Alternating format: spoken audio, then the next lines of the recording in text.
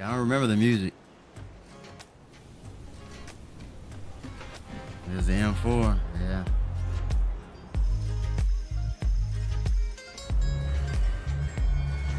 I don't think there's copyright. That's what I'm going for. Holy crap, they have the new, that's the new M2CS. I haven't played a racing game in a long time. So it took the game about 3 to 4 minutes to load up. I haven't played it in a long time. I'll get to that in a second. I don't know if they had any music options when I make it, because back then I was doing things different.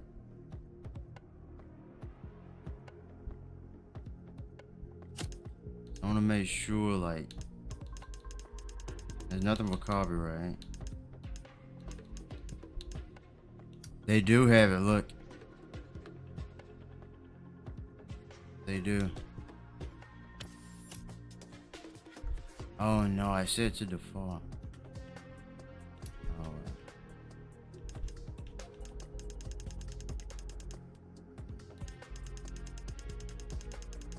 I think that's it. That's what I wanted to check because I didn't do that back then. Stream mode.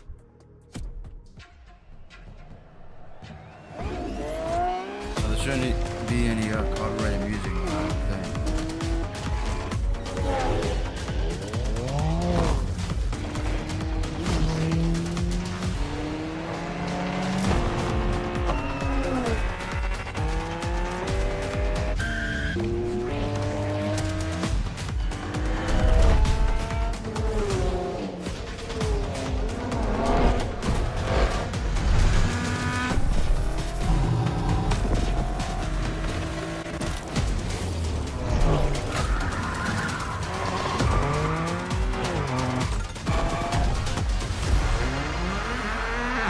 That's a new intro with all the new vehicles.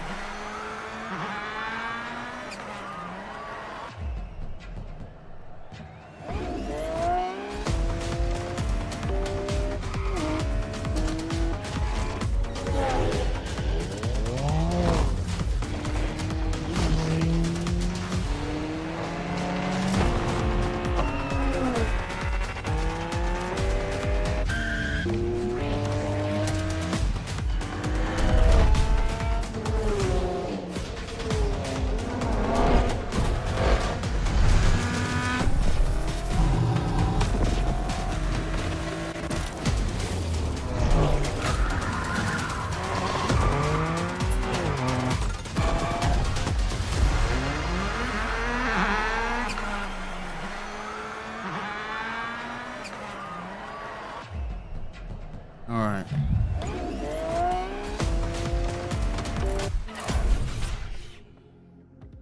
Look at this, here it is. Season 8.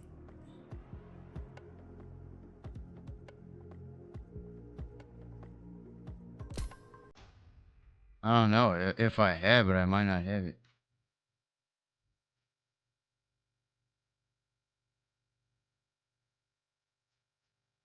If I don't have it, I'm not gonna play it. I don't know. I'm gonna have to purchase a huge DLC. It depends. Let's see here.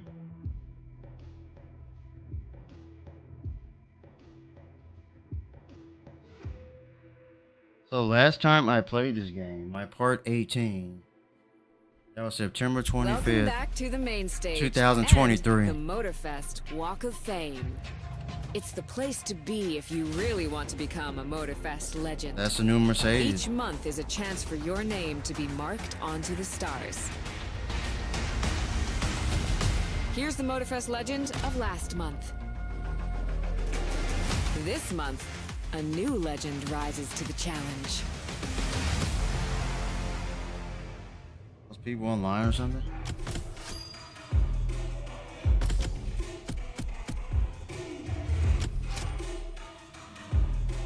Yo, Weasel here. We met at the fest before. That clicking? Now let me break this down real quick. I heard about this secret crew, Monkey's Kitchen. It's a movement, underground, off-grid, like a secret lab where they cook up art, beats, and custom rides. But MK, man, they ain't just racers. They reality remixers. Rebels with the cars and chromes to prove it. It's not about trophies. It's about the vibe. Now forward.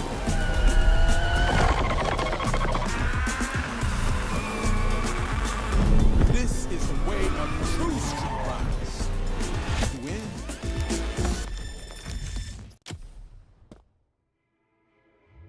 Get you. Yeah, I don't even know any of this. I haven't played in 2 years based on YouTube, so I have to remember the controls anyway. 1 year pass. The new Nissan Z? The poor S790, no way. They have all the new cars that are going on right now. Let's see. Only get Ford Mustang.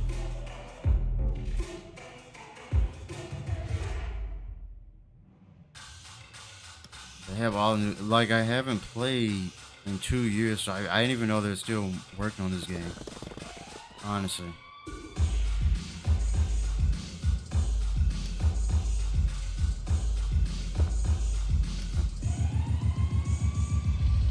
Nissan Altamaniac? I don't know what that is. Lotus Amira. Wow, yeah, all that's new. I haven't played in so long. I just stopped playing at one point. Look, the Mercedes here. I think that's a new one, right? The new GT. New GT63. That's what I would do with that car, man. I'd throw like a swan neck wing on that thing. Front lip, everything.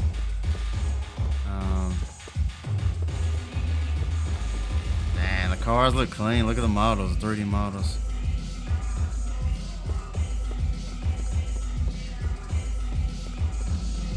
Man, I remember I went to Texas 2K 2025. That was amazing. Hold on.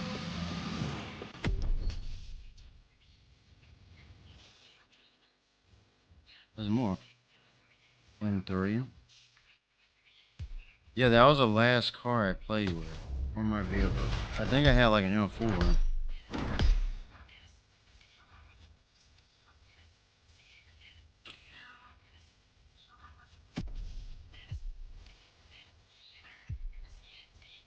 Yeah, these are all the vehicles I had, I think. But this was my M4, yeah. This was my M4. Or one of them. And then I had this one. Yeah.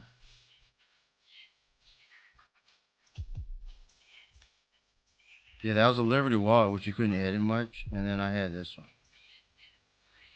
And they did have a swan neck wing. Hold on. Can't view it.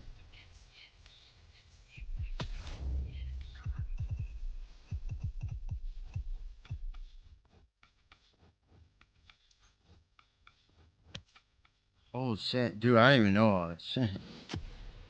Been so long. Hold on. I wanna like rotate.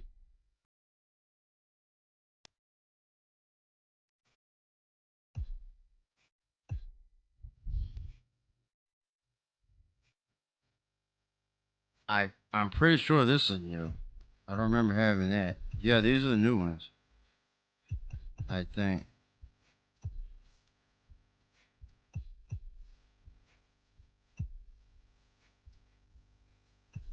Yep, there's a new Z. So that's new.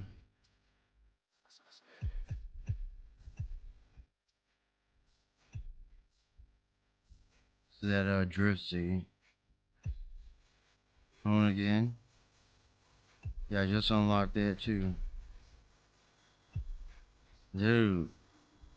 Oh wait. I'm sorry, I gotta choose this. I gotta choose a Ferrari SF90 for him.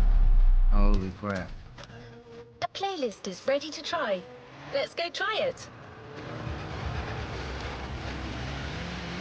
I'm looking for...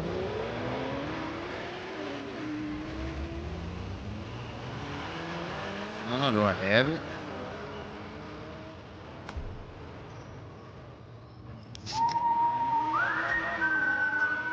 It is the perfect car.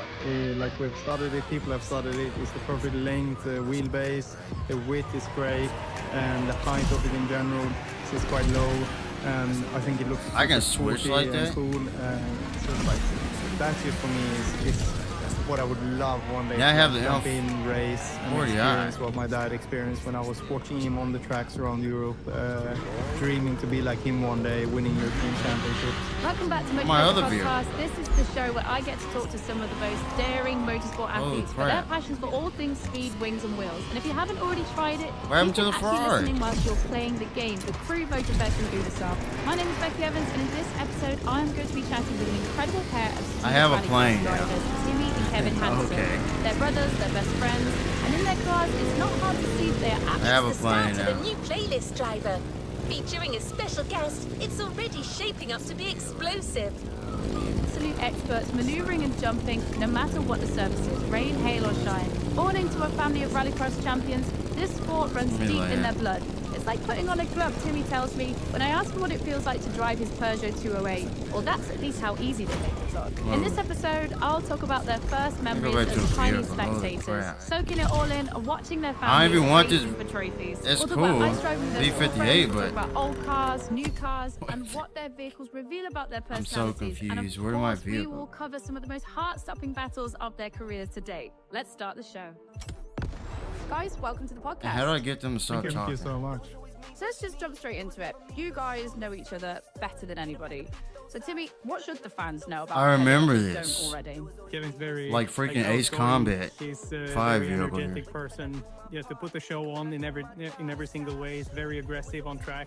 He's currently second in the World Championship, so unfortunately for me, beating me at the moment. But we got one more round to do. But we're best friends off track. We're best friends on the track. I think that's what we're mostly known for on track. That we're able to work together in a way that's like you'd expect somehow teammates to do, Yeah. to have each other's backs, but we are brothers, and to be able to race with your brother and fully Okay, like I have the wanting car. him to do well when we're going into turn one or the other Yeah, way the car around had as to well. start. I was We're wondering. usually able to pull those It says handbrake. team Yeah. games off All very right. well, and I think that's our biggest strength on track. And Kevin, tell me something about Timmy that the world needs to know. Crash. The first one that springs to my mind is he catches things. My side all, but that's his secret talent.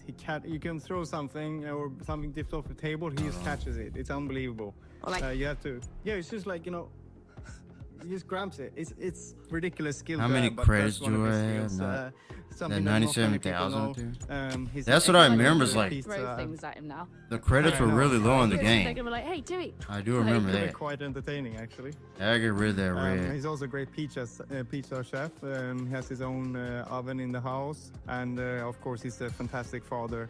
It's a really nice role model for me as a father. So that's a beautiful thing, and I think people always look at Timmy as the calm and collected. Loves analyzing things. Takes his time on all sorts of things. Very patient, and then That's it. we can sometimes see a bit different Timmy on the racetrack Alright. when things doesn't go his way. If you're banging on the bonnets of other competitors, and a little bit. That's all I wanted to do, get rid of that ugly red. Yeah, he has a few hidden gems. Now, I'm Whereas absolutely not that I glad to can have do you here. anything I mean, right now. Rallycross to me is one of the most exciting motorsports. It's just, you get so much happening, all the different like surface changes, you've got cars flying everywhere. I mean, how did you guys originally get into this?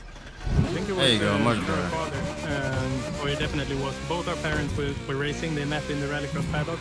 Mom was racing when I was born, so I'm the oldest. And yeah, she became champion. She's the only female champion still in '94. I heard that. It's such an impressive thing, you know. It's my definitely in the blood for you guys. I mean, How do we'll I get get into it old? further You're into the just pissing me podcast, off. but your mother, your father, both into rallycross, and now you've got two boys that now compete themselves as well.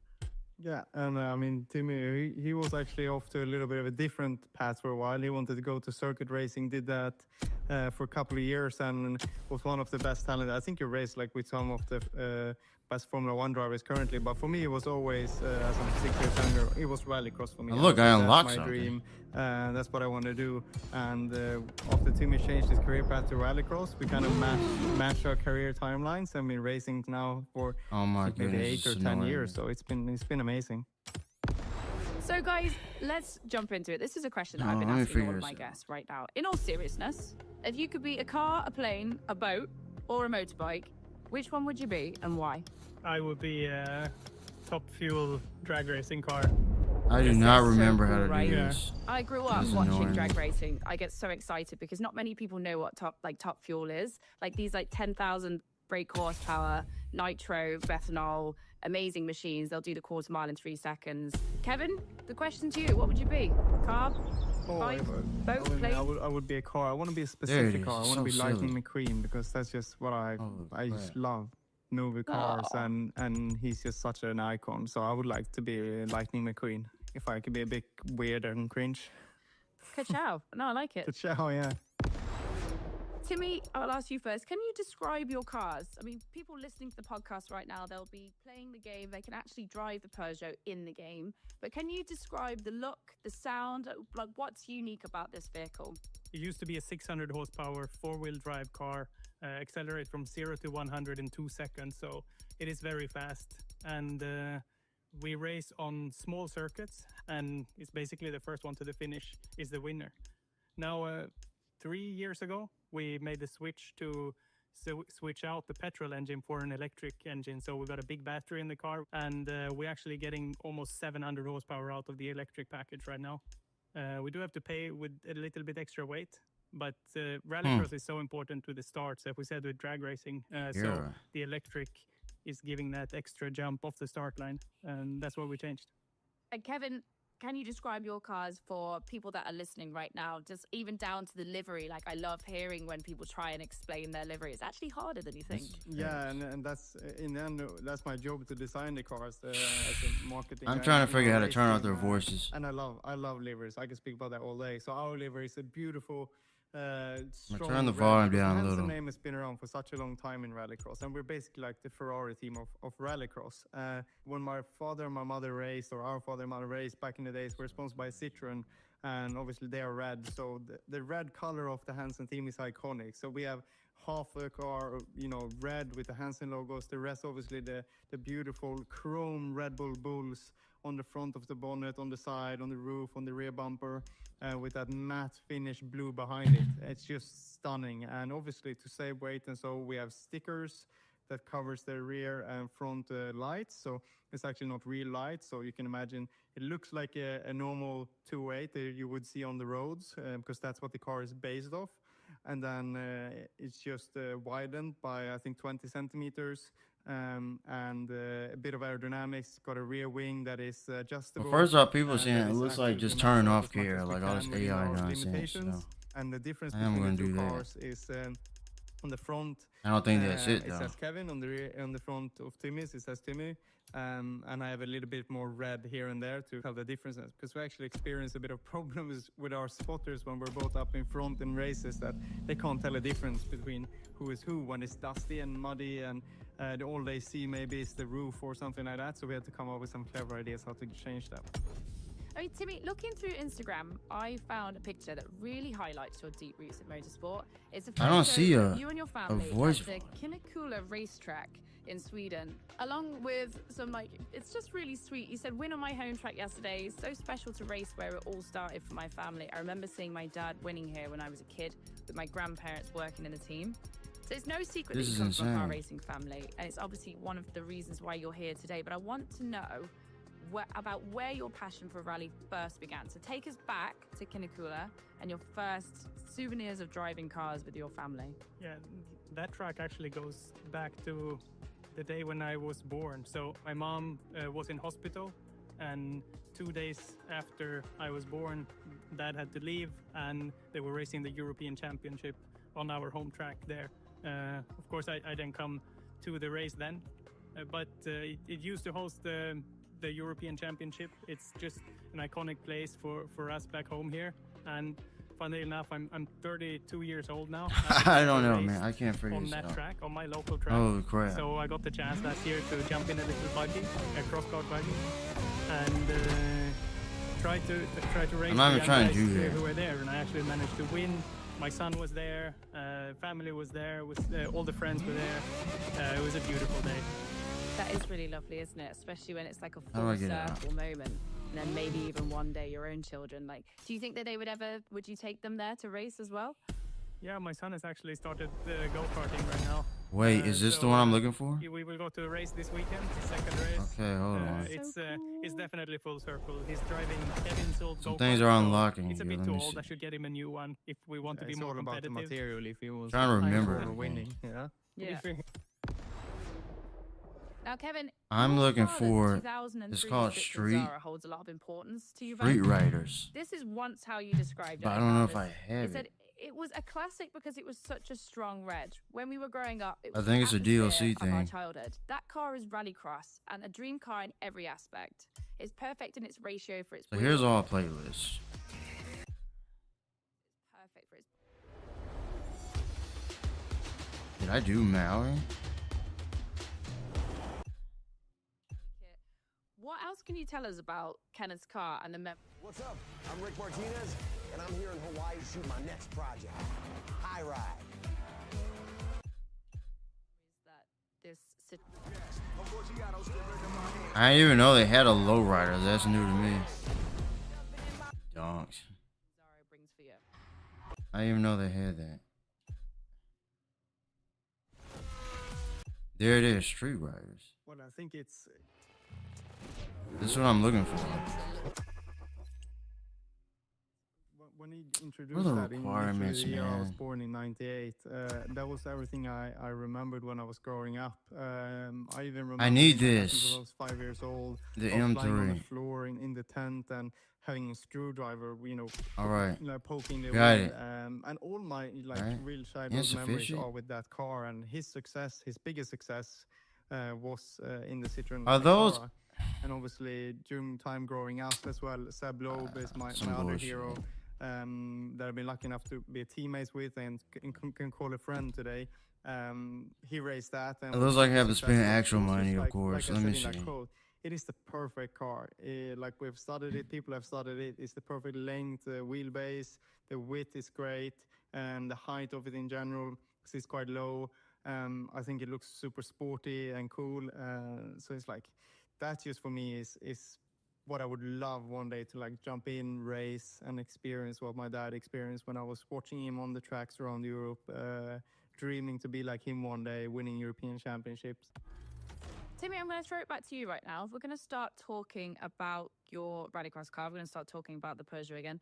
What do you think that your vehicle says about your personality? Because I always find that the kind of car that somebody drives definitely has a connection to who they are. Do you think that you're a match? I think, yeah, because now we can choose. Obviously, I've been designing and developing the Peugeot since the very start. So, like setup-wise and technically, it's got my driving style all over it. But also lately, choosing to go electric, I think I love technology. I love science. I love physics. Also, it's sustainable, right? So it's good for the environment, which is also important for us. And yeah, it definitely shows who we are in a very good way. 100%. I mean, one of the really cool things was actually, I remember when I first saw your names, Timmy and Kevin, was when I first watched Nitrocross, and it was one of the very first events at Salt Lake City. I think it was it Timmy? You took that event, and then it was Kevin the next time? Yeah, 2018 I won, and 2019 Kevin won.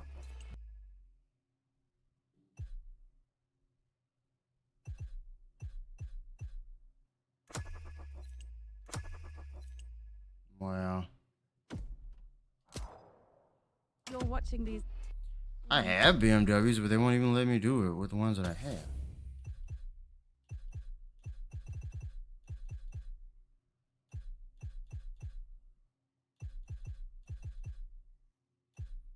I don't think they're gonna let me.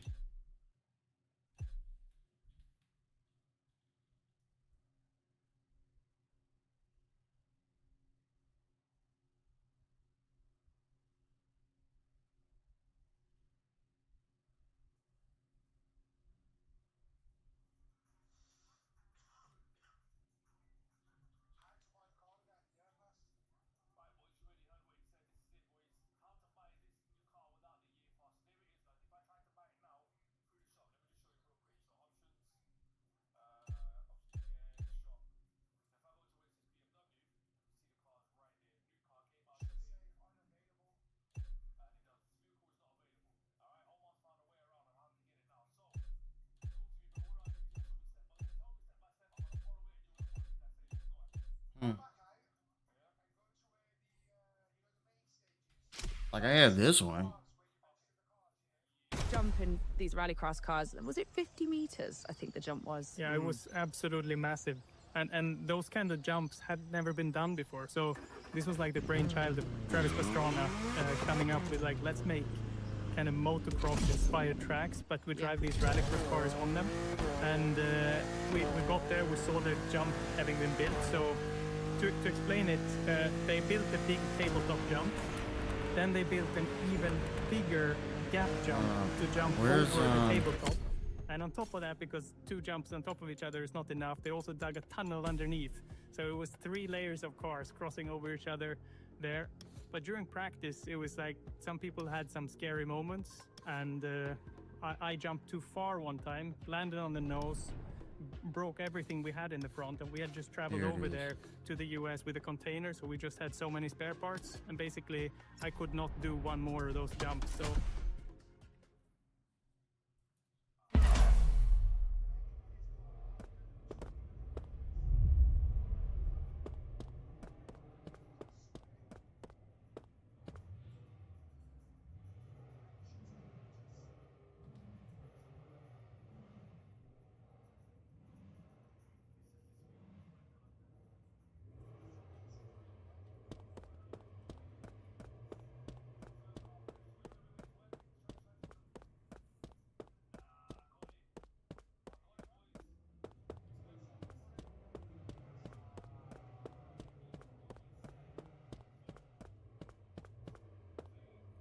It's like all Mercedes in here.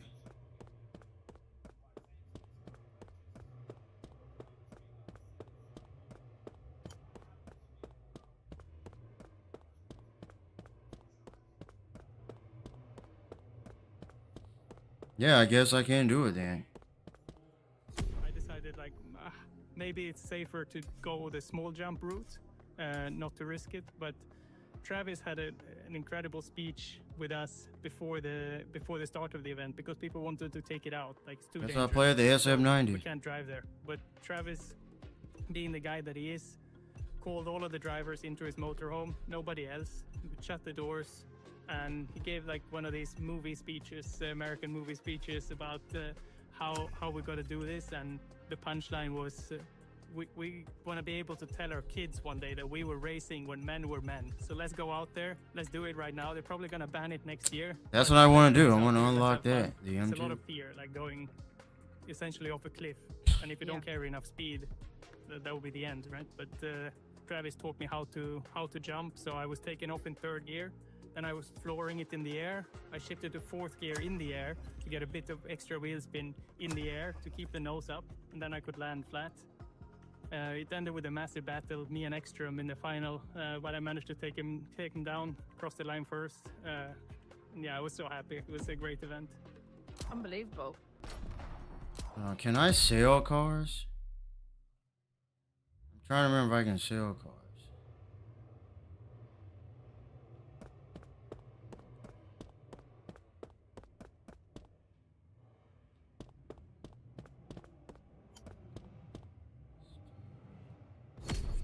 Now, guys, when we're talking about the cars, the championships, the sport is always moving forwards. Like, how are you refining your cars to keep up with the demands of rallycross? I don't know if Everything I is can sell. very fine-tuned now. It's almost gone too far. Like the cars are almost too good for the tracks that we're racing at right now. So you imagine rallycross tracks being half tarmac, half gravel. In the 80s or the 90s, it was like an impossible puzzle to solve because you could only have a car that was good on one surface or the other. And it made, you know, these weaknesses of different drivers. You could choose to be fast on the dirt or the tarmac. But today, we have like such. I guess I'll do some technology so races, that man, with the we don't have to SF90. choose anymore. Like we can nail both surfaces and as well as the jump.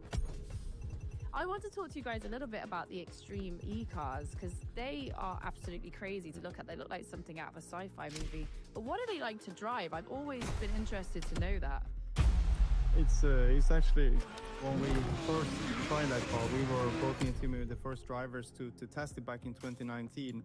And we went to actually a rallycross track. It was back in the I days gotta when save we up didn't money know just to the get the format. So went to yeah, I a didn't rallycross like the track, credits we in this both game went to compared Friday, to it was feeling Need for great. Speed. And Need then for 3 Speed years was later, much we went to easier the to first get credits, from what I remember.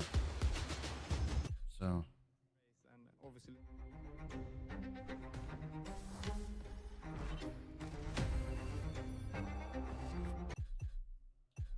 we had much more Dakar like What's up? I'm Rick Martinez, and I'm here in Hawaii. stages, almost like a rallycross circuit, but a lot longer. So it's 7 kilometers, and it's obviously like in Dakar nature with sand dunes or rocks or whatever This you is can available. imagine. So these cars have to battle a lot. So when we tested it in 19 on that nice smooth flat surface, it was all beautiful and happy. But Not far. when you get out in the real terrain of off-road driving and race side by side in a rallycross format, the cars were quite difficult to drive in the beginning. So it did take a bit of engineering for them to get right. Actually today we have 2 shock absorbers in the rear of the car. I do have Lot stronger wipers. steering They wheel broke over with all here, the but heavy mud that was coming on them. I haven't played it since Just Gran Turismo big 7, so I don't have it set up if you in want this to room stand right by. now. Like the wheels are massive, so much bigger than. I don't know what ordinary those rallycross, artifacts. obviously. It's just And you're so much wider. I don't know so what much that is on the higher, screen. So much heavier. It's There's nothing I can do. And they're 500 kilos heavier. It looks than our bad, rallycross whatever car. it is. But obviously, it's. Yeah, I it's have a great steering car to wheel, but I drive. haven't Even that played in now, a like, long you can time. So. Handle massive jumps. You can handle so much rough terrain. You can handle a lot of contact. Like Timmy said, even there, like the cars are going to the. Get used to place the car here. where it's like we need even harder tracks, and that's like the super fun part about Extreme E, because you literally go out in nature and you drive them, but you drive them side by side, you drive the competitors, male, female, on these incredible locations. So the cars have to be able to tackle whatever they get thrown at. So talk to me about the next thing that you guys are looking forward to. I mean, there's Extreme H, the switch to hydrogen power, and how is that going to change the game and Okay. also your mindset? It's trying to do that Extreme stupid E little will game. be no more, and Extreme Little 8 mini will take game. over 8 for hydrogen. What they've done is Yeah. basically added a hydrogen fuel cell, so we will carry these 2 big tanks with the hydrogen fuel on top, and the fuel cell will charge a battery, so the drivetrain will actually be still electric, but that's a way to get more range and more power out of a similar package. So, Timmy, if you were to describe Yeah, the ultimate nitro. dream machine, be it car, bike, plane, what would it be? And I want to know the details. I want like the color, the smell, what it sounds like, the whole track. So I think it's got to be a car that's able to do a lot of things. Like, I think jumps does add so much to a race, so it's got to be a car that can jump. We also need, like, actually I'm describing my own sport now, but it's like we've got to have some different challenges of dirt and tarmac, maybe some skill parts too, and a car that's able to do that. Like, of course it's going to have a lot of power. It's got to be 4-wheel drive so they can slide on the dirt in a nice way.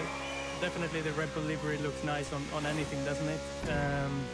Something like, what they have in Pikes Peak with that massive arrow, something in those lines. Just a lot of power, a lot of suspension travel, being able to jump really far. color, probably red. I'm like describing what I'm doing already. I was gonna say, I'm hearing a lot of the same. I'm just like, I'm pretty sure. Hollywood I'm action. perfect There for already. space. Yeah, Kevin, over to you.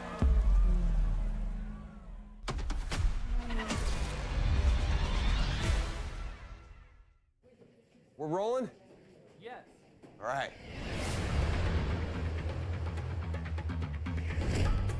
What's up? I'm Rick Martinez, filmmaker, action designer, visionary. They call me the wild child of Hollywood. And what they say, Rick?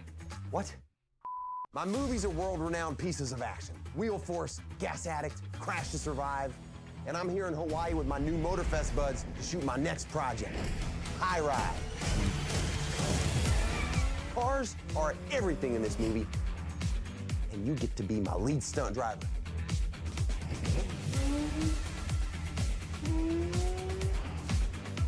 So get ready for some next level stuff, because you're about to enter the Martyverse.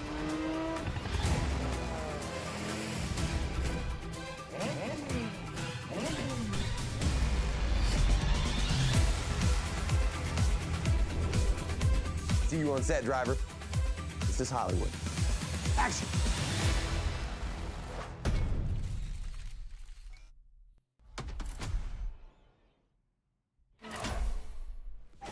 The entire movie crew is expecting you soon. Ready for some on-set action? All right.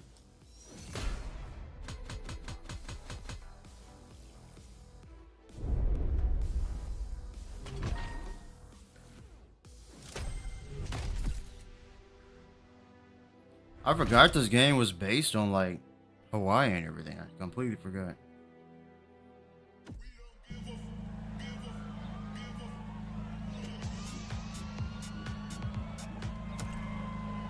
Let's get back to Motorfest, the podcast. Probably red. I'm like describing what I'm doing already. I'm like, I was gonna say, I'm hearing a lot of the same. I'm just like, pretty sure. I'm in the Got the perfect drive for here. space. I'm trying to remember everything. Yeah, Kevin, over to you. Well, a little bit along the lines of Timmy, like you want, like if you take a car, you want to be able to drive it like on an F1 circuit, but also in the desert, up dunes. Dude, I want to get the Ferrari that Max has. I'm thinking like Was it maybe Max cars versus like a Stefan? little bit between the Extreme E That and the dude Rallycross. destroyed So him, like still a big Dude, I'm wheels on it, tired so of you this, can take any terrain, but not so this high. voice. I don't know how to turn it off. Like really long suspension travel, so you can jump like crazy. Mini Cooper.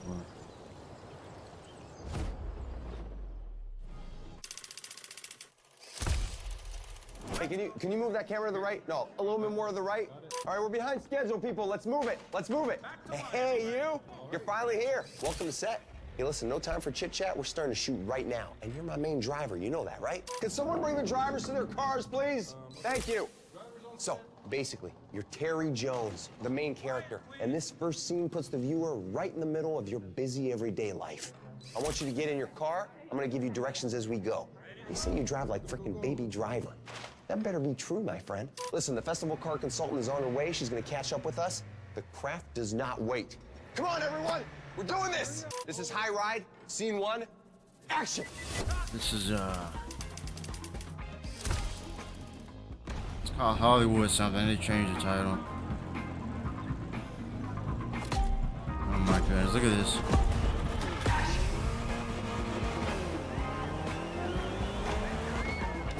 They want me to drift. Right, this is our first scene, so let's get one thing straight. Sure, your job here may be driving, but you still need to get into character. I Look want at you this. to feel the scene. You hear me, champ? Dang. Remember, your name's Terry Jones. This thing's You're terrible. a small-time thief. You just robbed a pawn shop, and you got a bunch of goons on your tail. Get yourself out of this mess and drive like you mean it. This is really happening to you.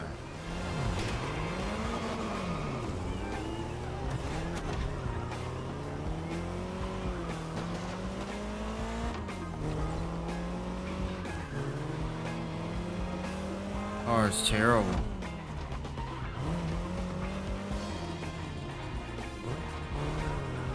That That lane on the road is called the video lane. That's where we need you to drive to get the best shots. Every time you see one of those, you follow it. Don't think twice.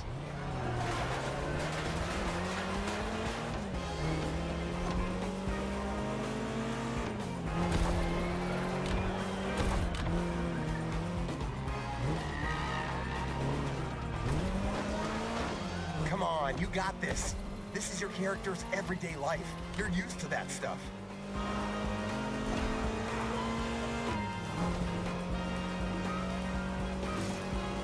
I'm running out of That time. lane right there. It's critical for the shot. Oh yeah, this will look great on camera.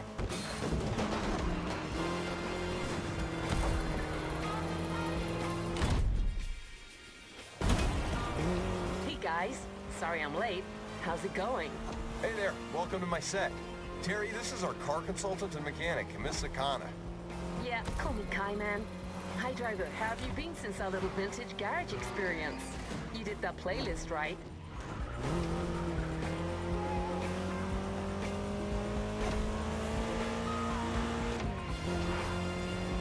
So for this first scene, we got you an Austin Mini Cooper S. Maneuverable and lovely. This car is such a fun ride. Fun ride before the high ride. Oh crap. Wow.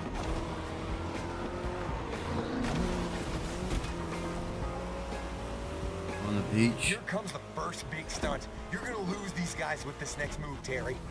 I see what you're thinking. Okay, driver.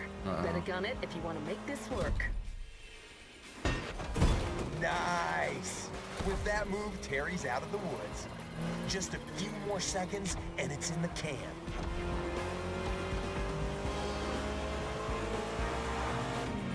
I don't know how well I did. Cut. Looks like we got ourselves a driver, and a frickin' hell of an intro. Great start, Terry Jones.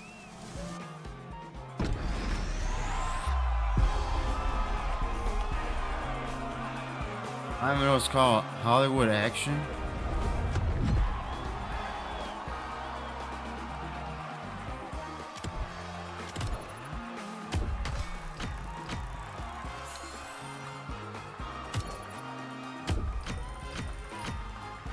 That's all the money I got.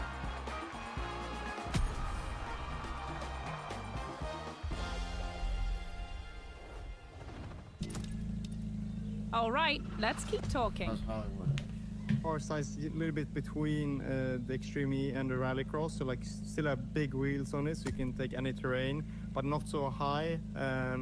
Like really long suspension travel, so you can jump like crazy. Also like I think a bit of active aero, big wings on it, front wing as well, so you can really jump stable in the air, so it controls you, you don't have to worry. And I'm thinking also like, you know, a petrol run car, but sustainably fueled, because we like for us in the Hansen and having, you know, two young nephews, like the future of sustainability is super important. So it's got to be sustainable, but it got to make some kind of noise. And like Timmy said, Rebel livery, red. Probably I love a bit of when it's like a bit of graffiti, so maybe it's like, you know, paint sprayed on with a bit rough, but in strong high-vis color somehow, a bit like that. I got a great idea. Yeah, that's all the money I got out of it. I know now. I see it. It's like Change the title of the video since I can't play with the car. Like taller than the car. That's what it should be, but real life size. You know? So it can just take massive jumps, like even drive upside down if you needed to. I love that. I was just I'm imagining it in my head now, and I'm like, yeah, okay, makes sense. What would yours be, Ricky? Oh, mine, you know when you mentioned Pikes Peak, like, I've seen Ford F-150 truck, like the lightning truck they did for this year. Yes. Something like that. All of the active aero you can have on a car. Like, I'm wing stickers, the whole shebang. Like, I want it to look wild. But yeah, I think I'm a big Porsche girl, so it'd have to be probably something GT product with like my full livery on it. Like at the moment I have like yellow with black with like rose gold, which sounds awful, but it looks really good, I promise you. So yeah, I'd probably go for something like that, I would say. And where would you drive it? I would drive that. You know what, I love ice driving. I absolutely love ice driving. Like, it's my favorite thing. I'd love to do a road trip where I can just like drive it somewhere super cute, like bound through the Dolomites, and then I'd want to go somewhere where I can go to the lake, put some studded tires on it, and absolutely rip, because that's the best place to do drifting. It's the best place to learn car control, and if you can do that looking cool, I'm all about it, guys. With ice, like, you have so much more time. As soon as you have grip, everything happens faster. I love also those transitions, like when you're doing a slalom and you're like you counter steering, you're on the gas, everything's going well in the slide, and then you just like tap the brake when you want to turn in, and the car does it. But you have, if it was tarmac, it would fly by so quickly. But ice driving is like perfect playground to turn. Yeah, and also like when we did a year ago or so to me, you know, when we had like a Volkswagen Golf and the Audi S6 Quattro, like two very, very different cars, and then to slide with one that has like no weight in the rear and one that has so much weight in the rear, and also like to learn how to drift with those, like how much is the weight changes drift and the timing of getting into that, like the swing, it's so big, and you can really, like you said, it takes a bit of longer time so you can actually experience it better. So when you go to a racetrack, maybe move some weights around on your race car, it just makes a lot more sense, and you know what to expect when you do those changes. I learned about weights like in a much simpler Dude, they way. never stop Was, talking. when I had my first car, Volvo 740. Holy crap.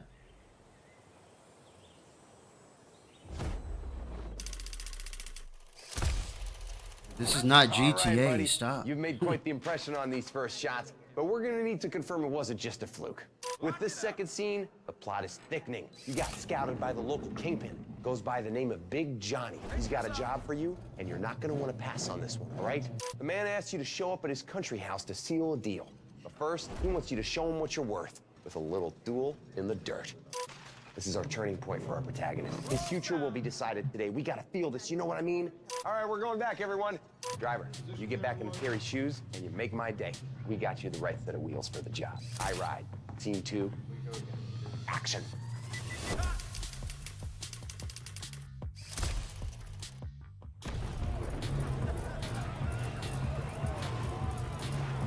All right, challenge it.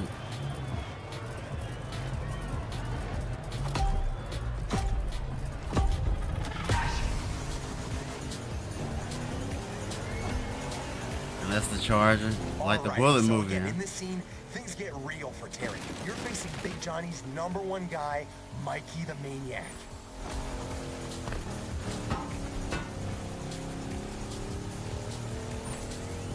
The big boss is putting you to the test, and you don't want to miss out on this opportunity. You gotta beat that guy. This is exciting. I know, this is brilliant. I'm going for the long take here, my friend, so I want your focus all the way. The guy in the black car knows how to drive, and I told him to go all out. I want this to feel real, so go for it. You got your own directing style, don't you? Long shots, real feel, real pain. That's how Oscars are won. Okay, Leo.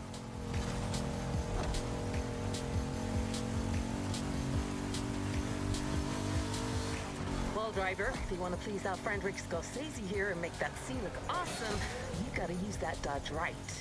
That's right.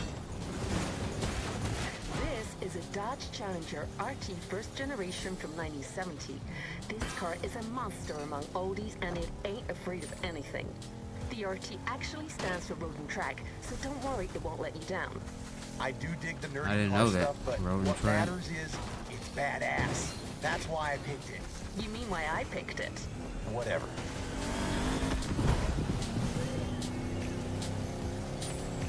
Watch that next turn. Your car may be versatile, but you still have to adapt your driving on dirt roads if you don't want to end up in a ditch. The ditch is not an option.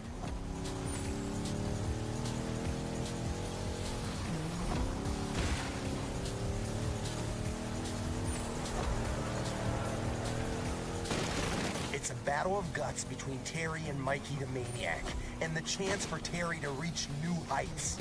Give me everything, and don't be scared of playing dirty. It's a brawl. Pretty sure I smoked the dude anyway at this point.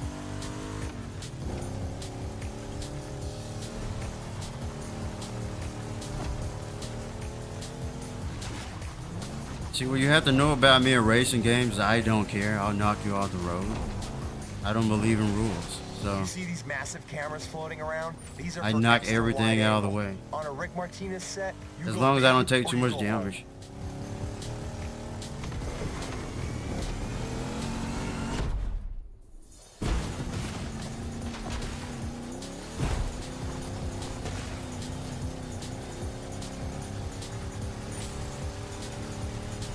Hey man, I was looking you up online.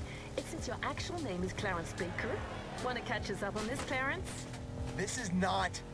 I mean, don't believe everything you read on the internet. Jeez. It also says you're actually from Chattanooga. Really? Oh, come on!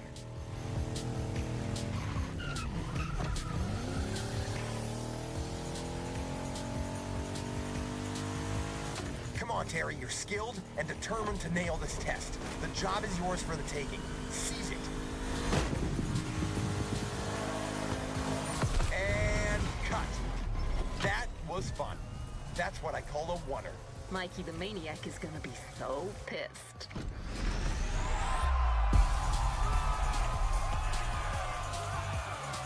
Yeah, I hardly got any credits from that. 10,000. I got 19,000.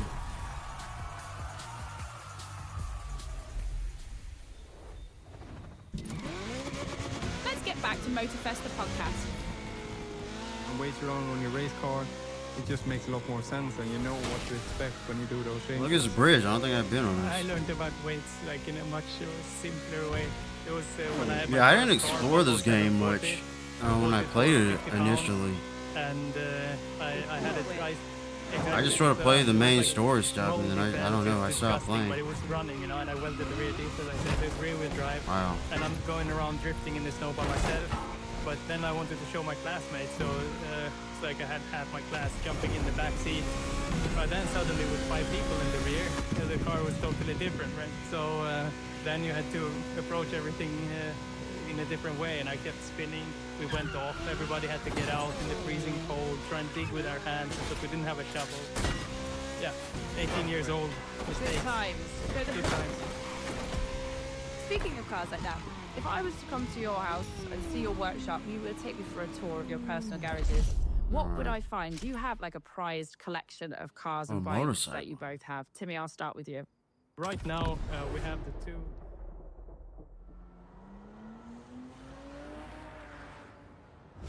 Chinatown. I hope you can handle a bike, because in our next scene, that's all you're gonna get. This is your first job for Big Johnny, and you don't want to mess it up, okay? You're driving a dirt bike, some guys with massive trucks are chasing you. It's David versus Goliath all over again. I want to feel the stakes, and I want to feel that Terry plays that bike like I play the violin. Like he plays the violin. Well, what's the saying then? Never mind. You get on that bike, driver, and you give me a 2-wheeled concerto that'll make Steve McQueen look like a little girl on a tricycle. What do you mean I can't say that? Screw this. This is High Ride, Scene 3. Let's go.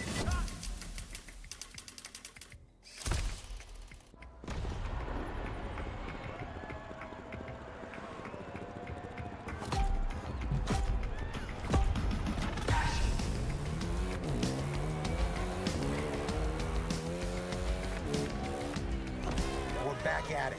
So again, this is your first gig for Big Johnny. I remember Just this snatched stage. a handful of stones from some Cockney bookmakers, all right?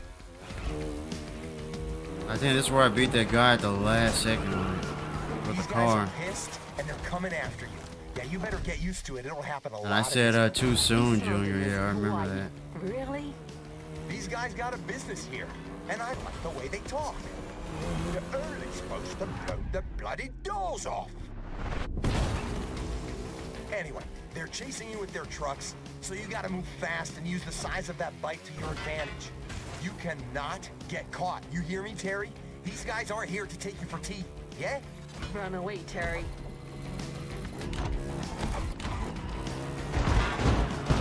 Yes, a motorcycle's crashing through all of this.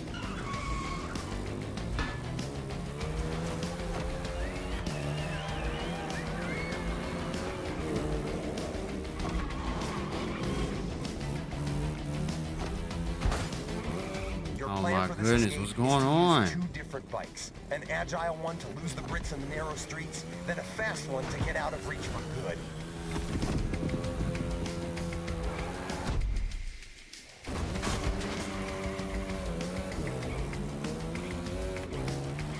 Onto the roof, then take flight.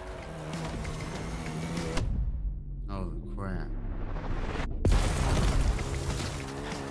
So, you got a sort of a Japanese motocross and a, dang. Okay, Ratchet, you're up. Yeah, looks like you're struggling here. So, driver, you start with a good old Yamaha YZ450F, which will get you through anything. Before switching to something more powerful. I'll tell you more about that one when you get there.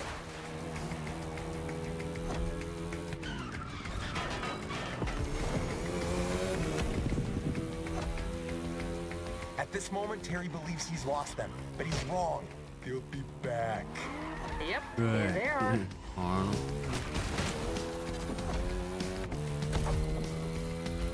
You're doing all right. Now remember, you gotta hold on until you get to that second bike, which will get you out of the city.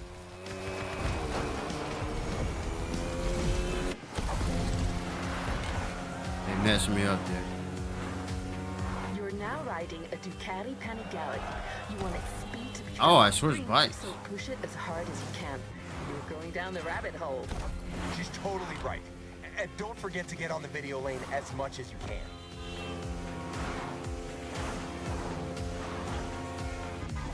The script says that you're jumping off the highway soon. Keep your bike steady and watch your landing.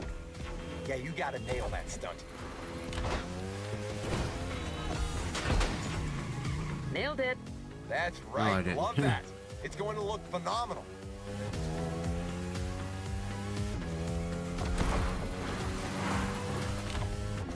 Critical shot ahead.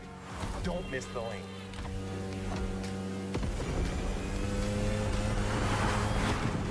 Lean your bike into the turns and let her rip on the straights.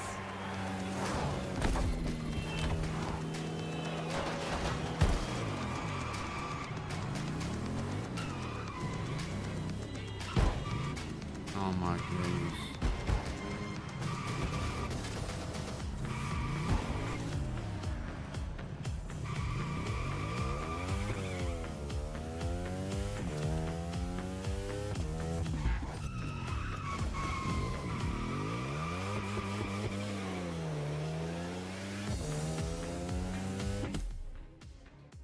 I don't know if they're gonna let me. Look, they're up here.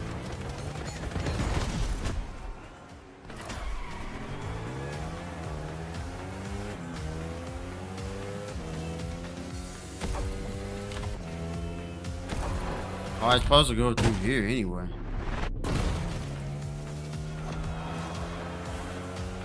Back on the highway. At this point, Terry knows he's won. Big Joe's going to be very happy. If I was Terry, I'd just take off with the bike and the loot. Things are a little more complex than that, sweetie.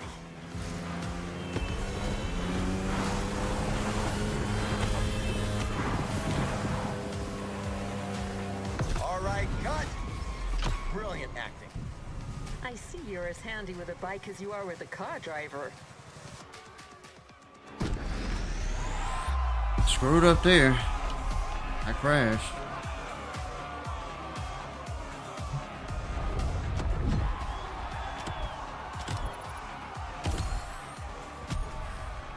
Yeah, I'm not getting much money, so that's what I didn't like about this game.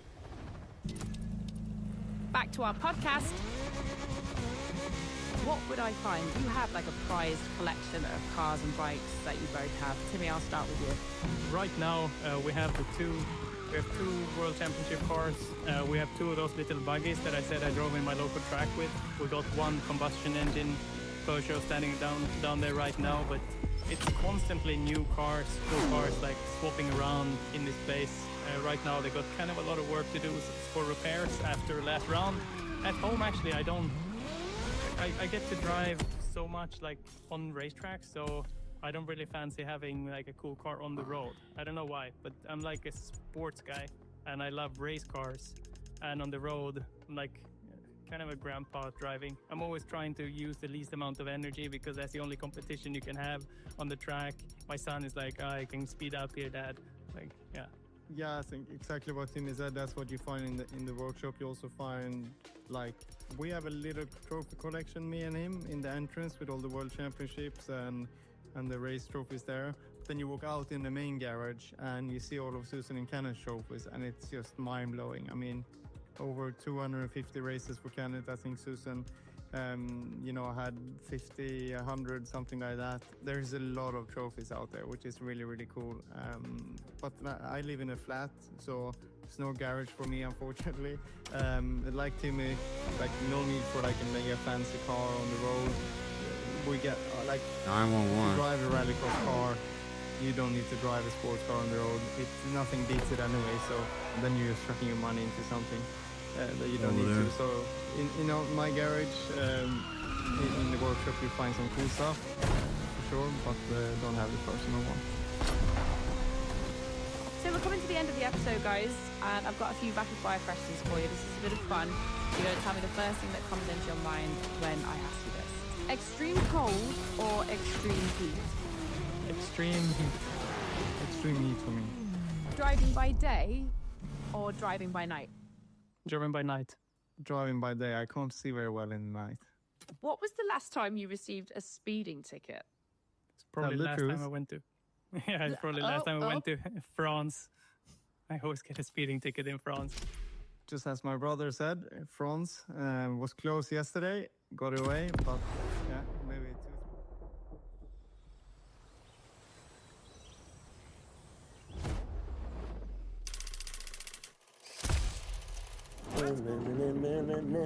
Oh, hey, my driver's back. How's it going, champ? You're doing a great job so far. Don't get cocky. The secret to being a long-lasting celebrity like myself is diligence, modesty, and dedication. Not taking your current success for granted. That's the key, friend. Now get in that beautiful sports car a gifted mechanic has prepared for you. You're paying your friend Keanu a visit up in the hills. We're shooting a sweet Hawaiian ride there, all right? Everything's working out for your character, Terry. New job, new cars, new social status. Even met a girl. I want to feel all of that in this scene, all right? This is Terry at his peak, and he's showing off about it. He's like, na na na na na na na na na. You know what I'm saying? Great. You go and give me that swag. This is High Ride, Scene 4, action.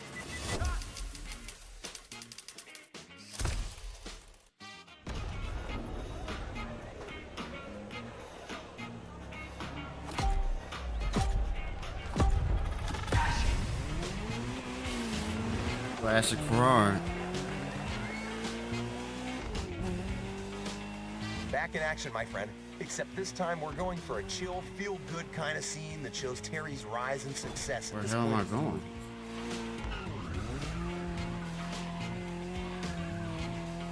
The cameras are rolling, and all you need to do is to follow the scripted instructions and reach the destination. Your friend Keanu's house. You've done this before in the vintage playlist, remember? You got this.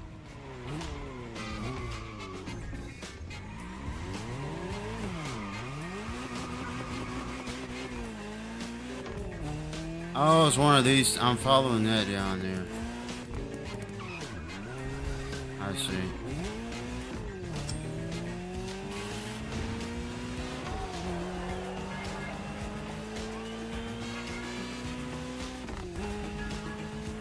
Right now, your character, Terry, is walking on clouds. He's got that new job, first gigs went great, and he feels like the coolest son of a gun on this island.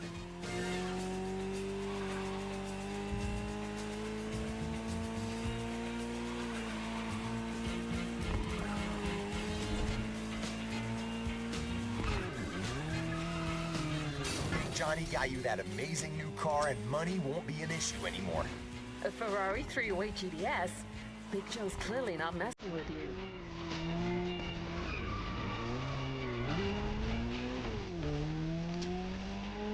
Yeah, that's it. It's one of them Ferraris. Couldn't recall. Man, how come you specialize in car action movies and know jack about cars? I'm all about the art.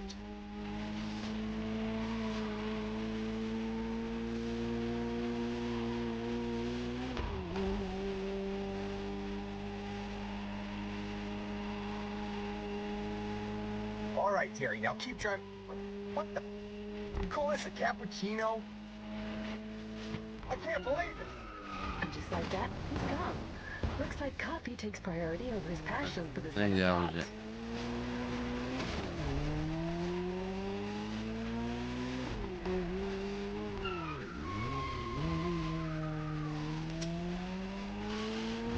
So, it's just the two of us now. Not gonna complain. The man is loud.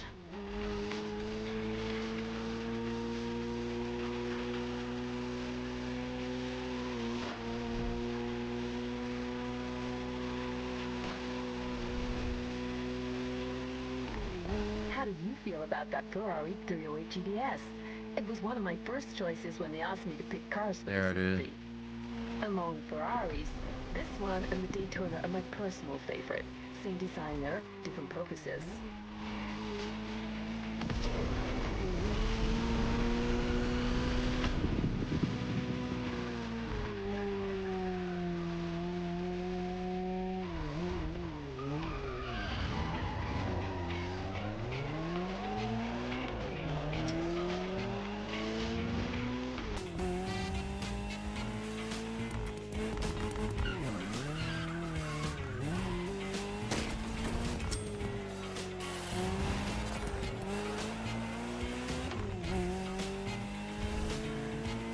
You're all right. Keep going. I'm on the right one. Cameras, smile.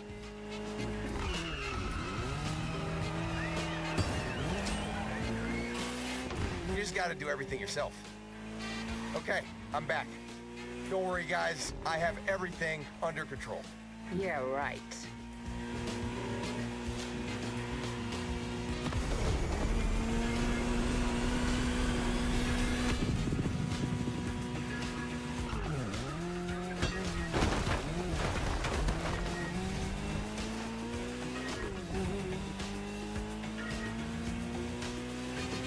Keep going straight. That's it. Exactly the way I envisioned it.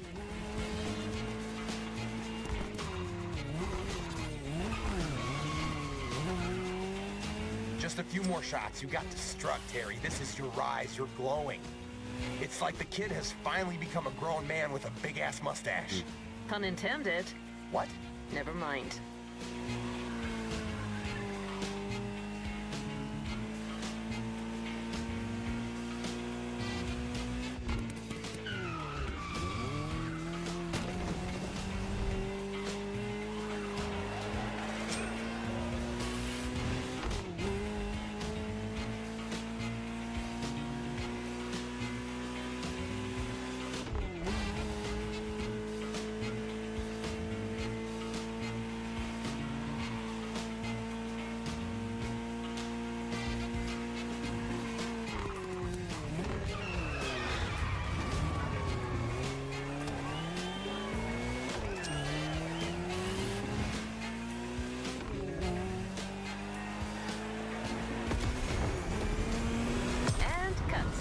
What? That's my line. Sorry, Martinez. You lost your privileges on this one.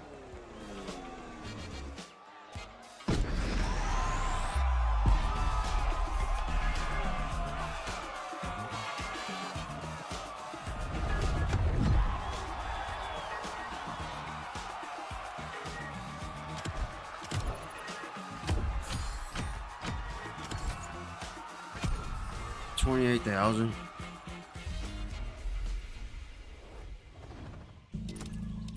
The podcast is back on. Our guest still has plenty of things to say. About, yeah, maybe 2-3 years ago. What are your favorite current music tracks to listen to in the car? One for holiday mode, one for preparation mode, and one for race mode. Yeah, for race mode, we always go with AC/DC and Thunderstruck in the tent before the race. At home, like some rock and roll, some Three Doors Down. Maybe I listen to on the way here. Just a bit of chill. Yeah, working out. Maybe Nickelback. Some yeah. I do love their Yaiba, unfortunately. There you go. The Swede in me. Race, like Tim said, and we always blast so much AC/DC before it's just mega and prep. I do love a bit of hip hop, just anything I can get out of Swedish mostly, or Swedish rap. So yeah, that's a bit of my mix. Love that. ABBA is my little secret party going song. Voulez-vous will never not be a banger. We heard it here first. Let's move forward into some more rapid fire questions here. So, Timmy, what's the most important skill an athlete needs in running? Just willing to train. I think the most important is car control. If there's one skill found in rallycross but not in traditional...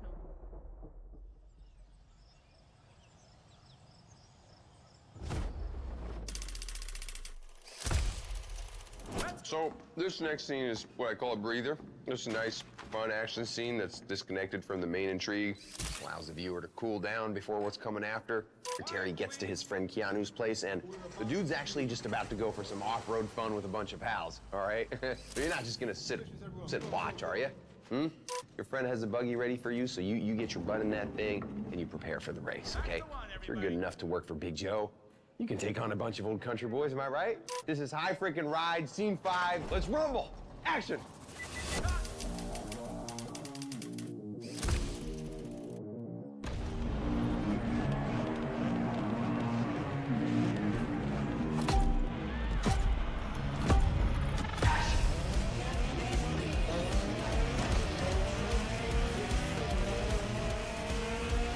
I know this is the one I played before. This level stage. It looks like it. We're taking a short break from the main I plot mean, it's to been enjoy 2 the years. I don't low remember stakes really. action moment.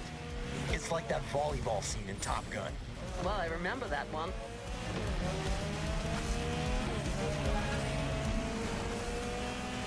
You're racing your friends, enjoying the countryside and goofing around. I want to feel all of that, as well as Terry's driving skills. So beat these guys and make me proud. Yeah, but watch it. That path is gonna be quite the roller coaster, with some serious downhill sections and jumps.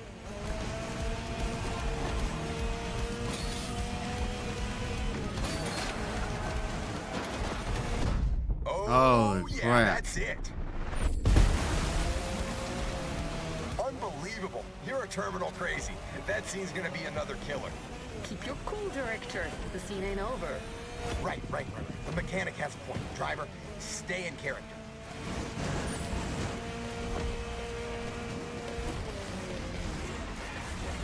These pictures look phenomenal. That vehicle's a beast. Any technical word from our sassy car expert, maybe? You got it. So, driver, as you noticed, we decided to go wild and bold for this scene with the Aerial Nomad buggy.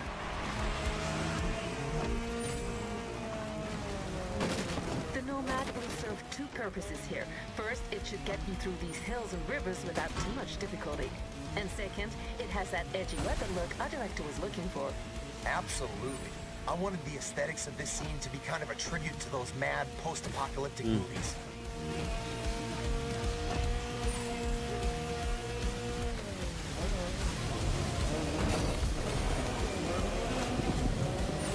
Through the hotel, because these guys don't give a damn. Oh, crap.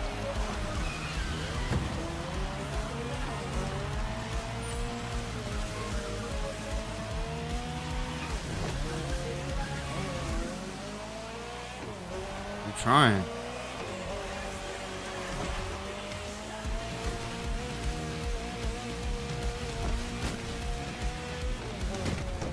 This is insane. You've reached the beach, the last section of this race. Give me everything.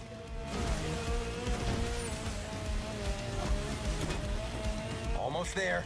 Wait for it. Oh, I smoked it.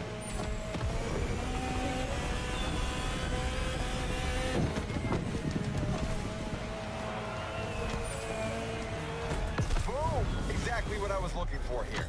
What a lovely day. It's still rolling. You didn't say cut. That was cool.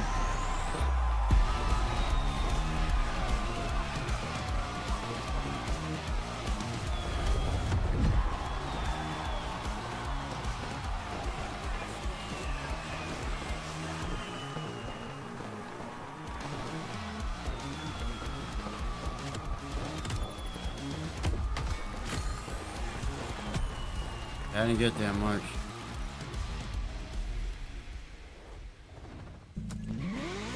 All right, let's keep talking. One skill found in rallycross, but not in traditional rallying. What would it be? Precision, like precision sliding, precision gravel, like mix between. I remember driving over here though. And that's what's so epic Years about ago. this sport.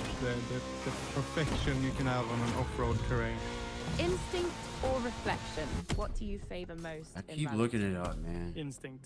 It doesn't work. I don't know when- why. When something just whispers It to does you not in the turn off. moment that AI you is gotta taking be over, there, huh? and you go there, and you watch the replay, and that was Look, vital cars important off. for the race. Yeah. Yeah, big time. And also that's such a big part of our sport. Just someone chucks it at you in turn one, you just have to Nothing works. poof, do what you feel like. Instinct, whatever you think is gonna be right. I turn voices down. Nothing. That's the key. In your honest opinion, between rally, Formula One, and motor racing, which is the most intense discipline? Like the one that has the craziest sensations? I think it's motor racing actually, because they're going insanely fast, and the big difference is that if you fall, you hurt yourself, right? You're gonna feel it if you make a mistake. I think that makes it so much harder. Yeah, I couldn't agree All more. right, Mustang. Good Mustangs. Let's go. Here. Oh, my bad. Got it. My bad. Sorry about that. Back to one, everybody. All right.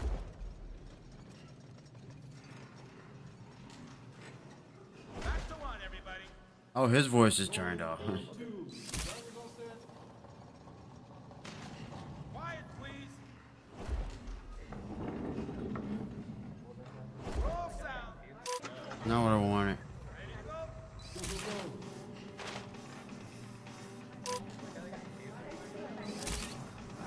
Everyone, come on, let's go.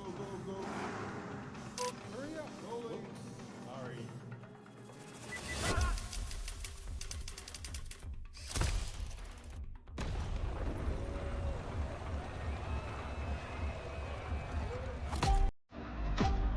Look at this. Yeah.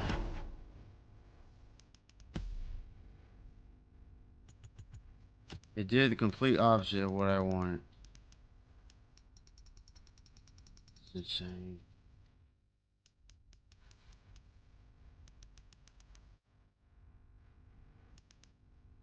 I don't know.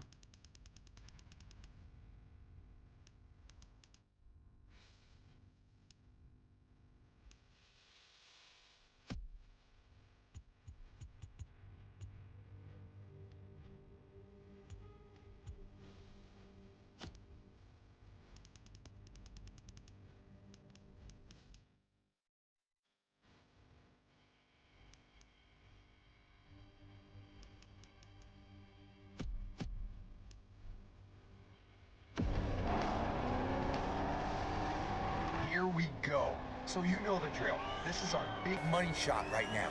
3 takes, 3 different stunt configurations. I want you to go bold and try different approaches. Kai got you the best possible car again for the scene, am I right? That's correct. We got you a 67 Shelby GT500, also named Shelby Cobra, a 2-door coupe based on the Ford Mustang Fastback. With that car, Terry will be gone in less than a minute. All right, let's focus. Here comes the money shot.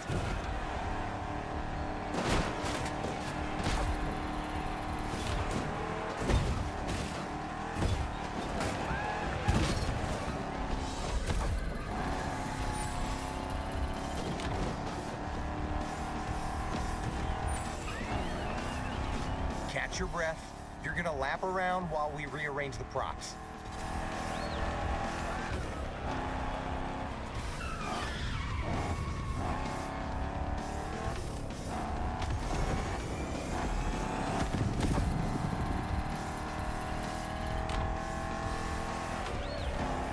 Take 2.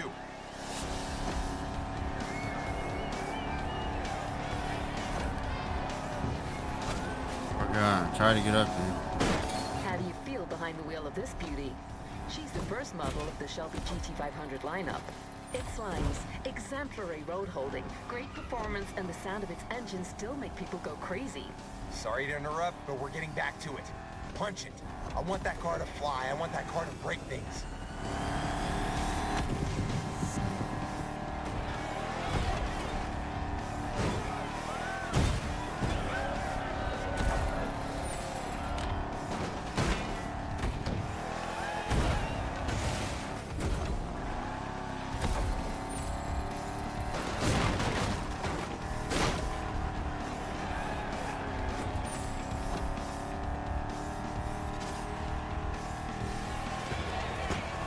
Also, those pink lines give me more time.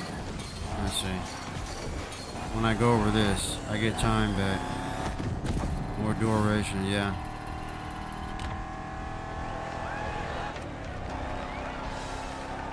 Third take. Let's make this happen, people. Come on. Third try. Give it everything. Don't worry about the car. Whoa, whoa, whoa, you're gonna chill out now. Ruining the car isn't part of the deal. I don't care. Man, anything happens to that car and I'll make your life a nightmare. Okay.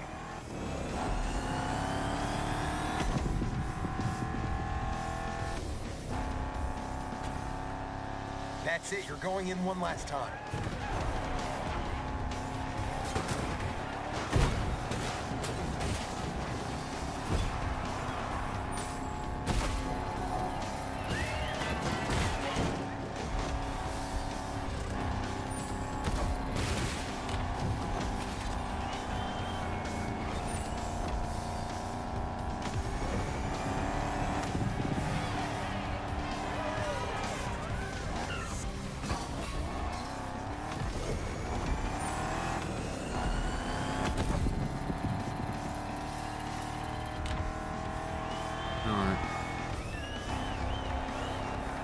Cut! That's a successful heist. Terry's on a roll and so am I. Okay, I'll take that car back now.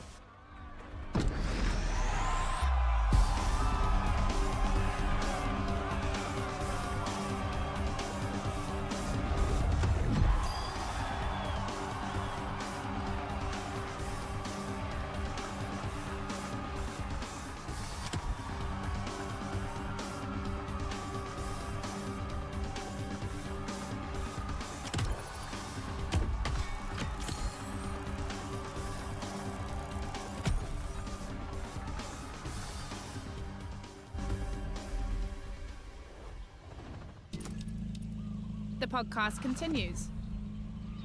Because they're going insanely fast, and the big difference is that if you fall, you hurt yourself, right? You're gonna feel it if you make a mistake. I think that makes it so much harder. Yeah, I couldn't agree more. Like, they put their life at risk at a different level and using their body to ride so much more. And then we dance with the car, but they have to dance with their body and the bike, and being so close, sliding around is unbelievable. And finally, if we were to put a motocross bike and a rally car on the grid, which vehicle do you think would win the race? Oh, good question. I think it depends a lot. Like, we've got to go in the middle ground racetrack, right? Bikes are so much better at jumping. That's their big strength. I think if it comes to high-speed turns or tarmac, then a car would have the upper hand. But yeah, it really depends what the track would be. Yeah, maybe this is the next project with Red Bull. We have to put his head to head to find out. I like that idea. Make sure you invite me along then. Yeah, definitely fun. As you know, Motorfest the podcast is about the different motorsport disciplines you can find in the new season 6 of The Crew, Motorfest, be it flying, motorbiking, GT or drifting. If you guys, for whatever reason, had to make a career change, which of these disciplines would you choose and why? I got a little taste of it once, and I would love to do the Dakar, because it is like the ultimate experience, ultimate challenge. It's a shame it's only once a year. It's not really enough driving, but that would be incredible. I wouldn't dare to go to 2 weeks or anything. I think I would stay 4 weeks. If I couldn't choose motorsport, I'm just gonna throw it in there.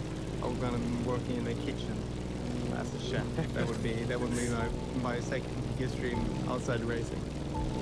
Interesting. Timmy? Why not flying? It's like massively dangerous. I don't think I would actually do this, but like, no, why flying on the foils in New York? Yeah, we do have foils, but like flying in the air, like Red Bull Air Race.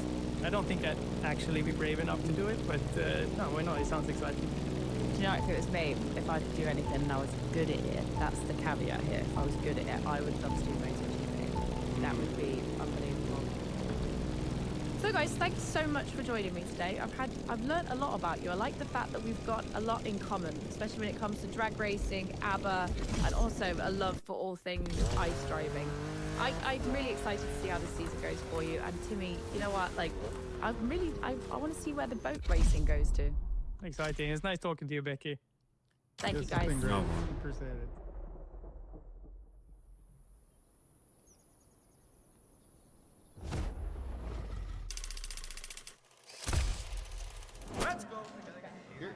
Terry, you... Ah, you're here. Fantastic. Listen, I told you earlier that Terry, a.k.a. you, met a girl, right? Her name's Jessie. And in this next part of the film, you two have a date. Listen, the scene we're about to shoot is all about capturing that light mood right before date night. Okay, you're driving towards the rendezvous point. You're feeling great and in control. It's... Really? Seriously? Yeah, you're feeling confident. Tonight's your night. And oh, I almost forgot. Kind of an important thing. Jessie's Big Johnny's daughter. I know, right? Harry's a sucker for trouble. Get back into character, my friend. You're going for a love ride. High ride. Scene 7. Hey, what do the French say? Saturn. Saturn.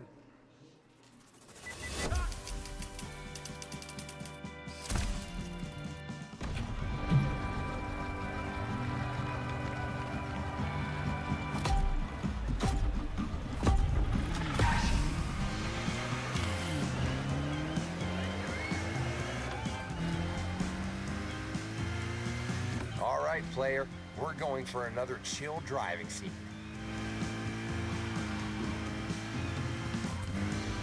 Follow the instructions and reach the rendezvous point. No rush here. It's all about enjoying the ride. Don't worry, I'll guide you.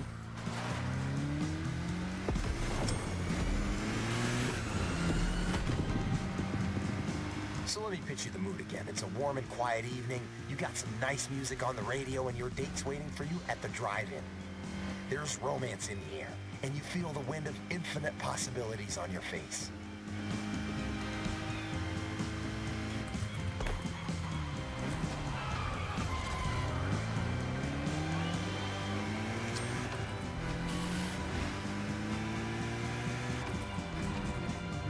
Take a left.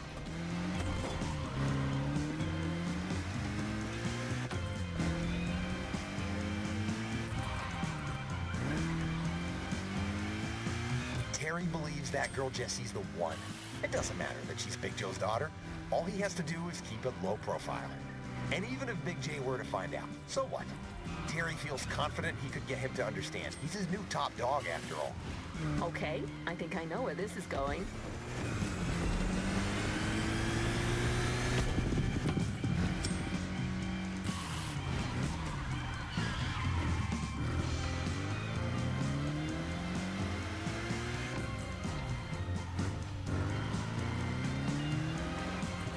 For this lovely evening, Terry decided to pull out the big guns with a car that says, "I'm classy and I know my stuff." That's where this beauty comes in. A Porsche 550 Spider red interior from 1955. Pretty much the same as James Dean's. A true collector's piece. That Jessie's one lucky girl. Too bad her dad's a psycho. You had no idea.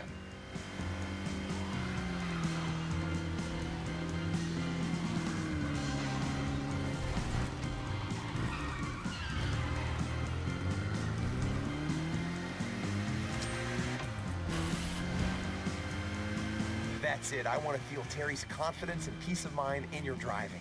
Tonight's your night. You guys are going to watch a movie, get some food.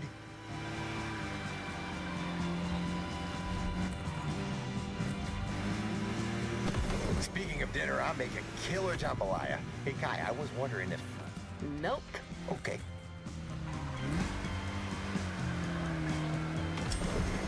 Man, that's a beautiful shot. I can definitely feel the love tonight.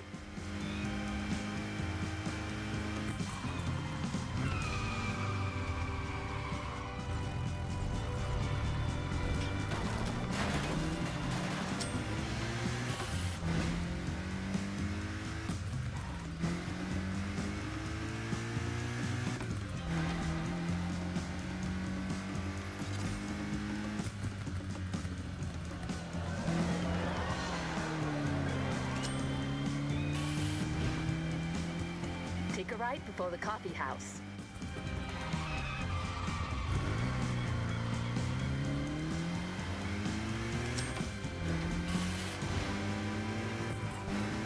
Hey, that car, is it?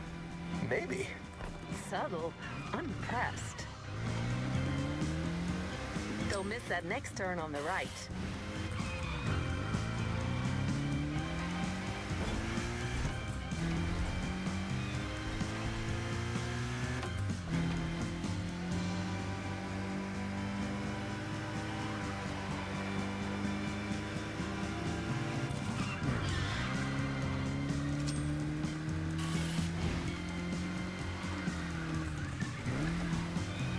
And there you are, all set for a nice evening under the stars.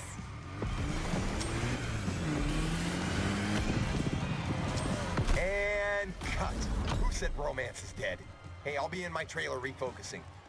Big scene tomorrow. The big third act.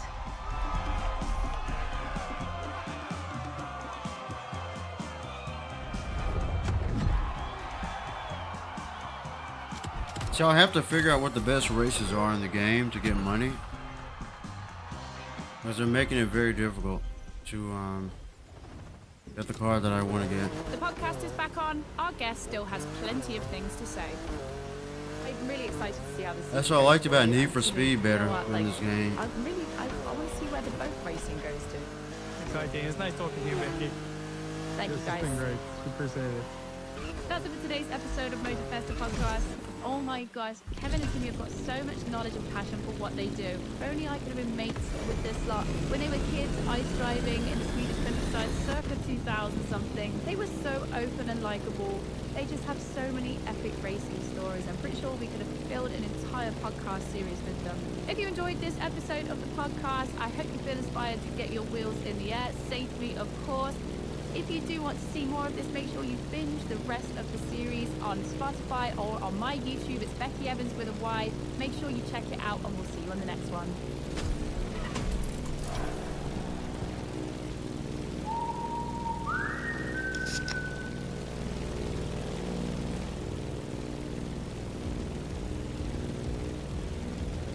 This is the plane I used to fly with in Sky Odyssey on PS2. It's one of the first games on PS2. I still have it. And I just have the soundtrack, On Your Way, playing in my head.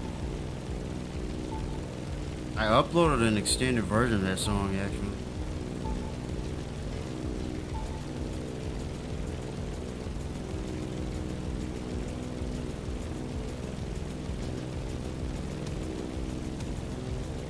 James Bond. Nope.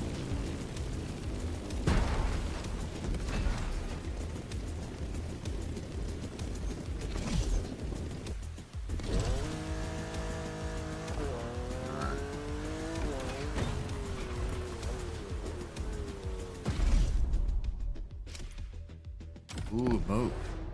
I remember Hydro Thunder on Dreamcast. I think I have that game somewhere. It was a boat racing game. It was cool. Hold on a second. This doesn't make any sense. What did I... All right, that's it. You know what? I'm going to make a few last-minute changes to the script, guys. Tell Kai I'm going to need a boat and a plane.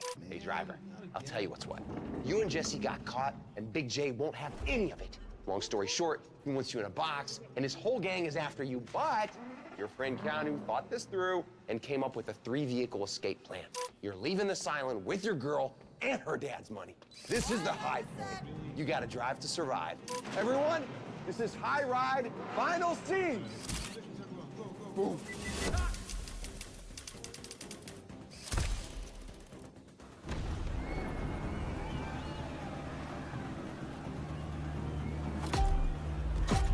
Oh no, look at this. Aston Martin. Well, then I'm James Bond. This is it, my friend. We're shooting the final action sequence of the film. The big ride. This is the last one on the I need you to playlist. be Terry, one more time. James And I'm Bond. aiming for no less than mind-blowing pictures. So I hope you're ready to That go ugly above car out of my and way. beyond. Where's my coffee? Have you tried decaf? So, too bad for Terry and Jesse. Mikey the Maniac spotted them during their little night out and totally snitched. total buttwad. Long story short, the boss man's losing his shit. All his goons are after you, and your only chance is to stick to Keanu's plan. The 3-vehicle grand escape, remember?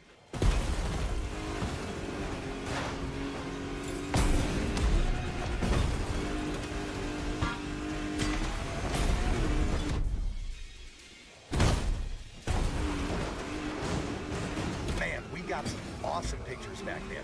Now, the boat Keanu prepped is right there. Get ready for the switch.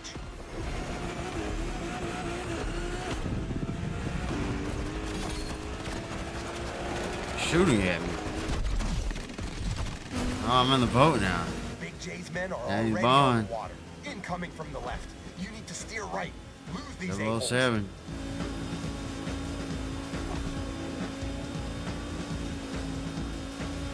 That DCP M31 is fast and allows for some sharp turns. No second thoughts.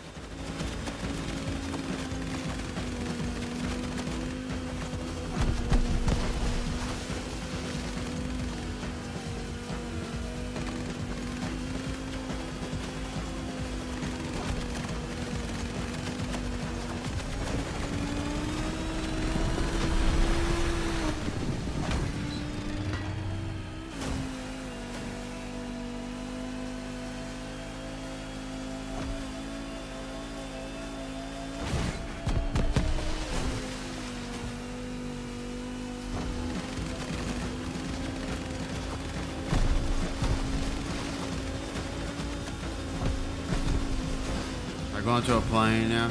You're right where you're supposed to be. Now time to catch your plane. Yeah. Holy crap, and the music changes. Even in the sky, you still got pursuers, and they're pressuring you from the right. You won't lose them over the sea. You gotta fly back inland.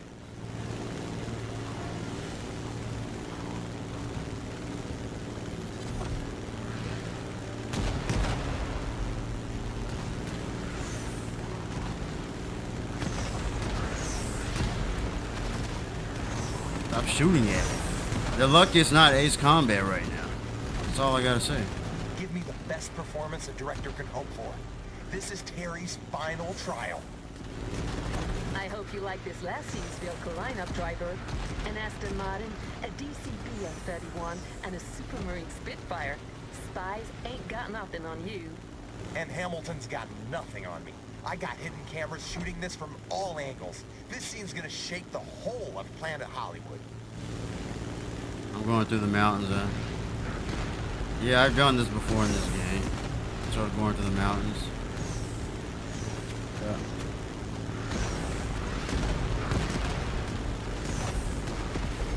That's it. Now we're heading toward the canyon. Careful, it's windy. Some turbulence is to be expected.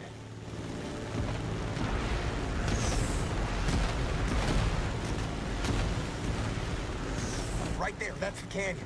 This is where you lose them.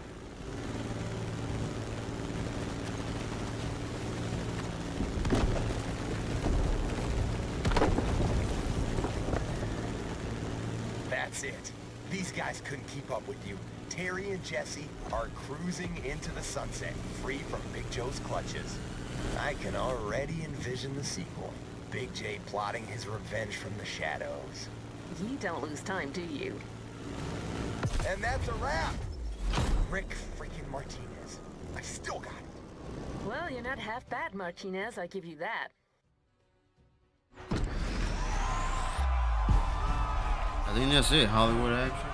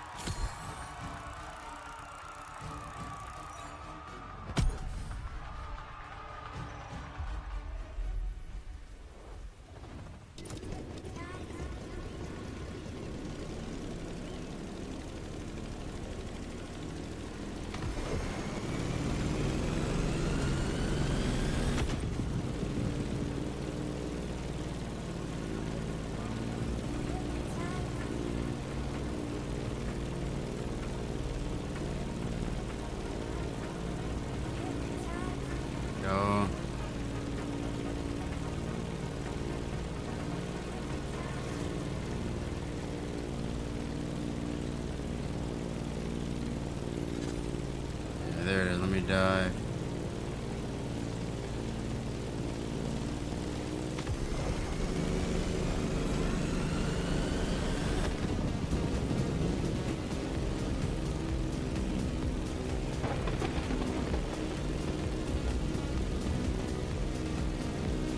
I wish I could get Need for Speed Heat working. For some reason, my Elgato HG 60, it won't work anymore on here. I don't know why. It's still brand new, but it just started working. I wanted to play Need for Speed Heat on here.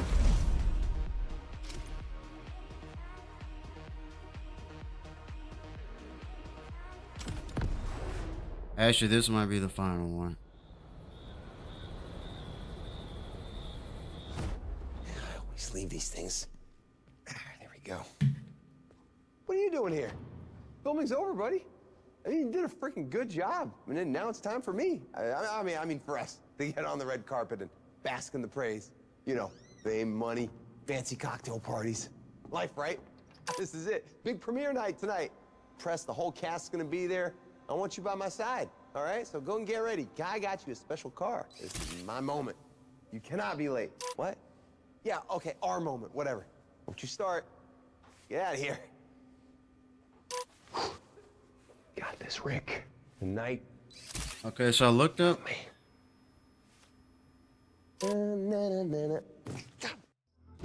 There's a race called Kiss Me Combi race that gives the most money. I'll go to that next. Look at this freaking car. Is it Aston Martin again? I need to start over. Wow, this car's moving.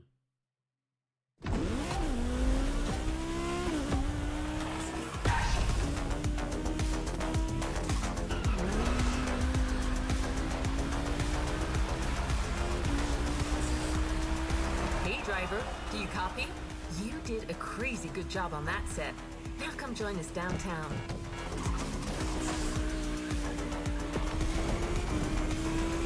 We got you the perfect car to make an entrance. Hang on, what is it, Rick? Is my driver on the line? Great. Hey, champ, you gotta move. The movie's about to be unveiled. We're already here with the whole cast. You're the only one missing. Get here, and get here fast. My triumph can't be complete without my star driver. Rick, I told you, man, you gotta chill out. Anyways, where were we? Yes, that car you're driving will unquestionably get you there on time. It's one of the latest Motorfest creation. Yeah, champ. Limos are for old geezers, so we got you the best car you could ask for tonight. You're doing this Tony Stark style. Yes, that's kind of the idea.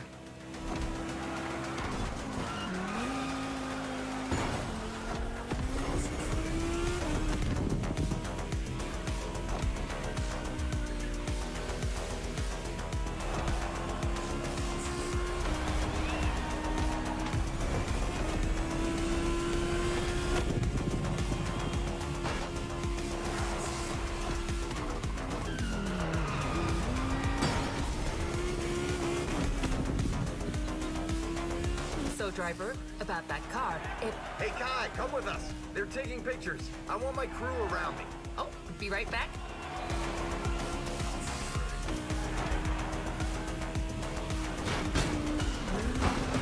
Holy crap.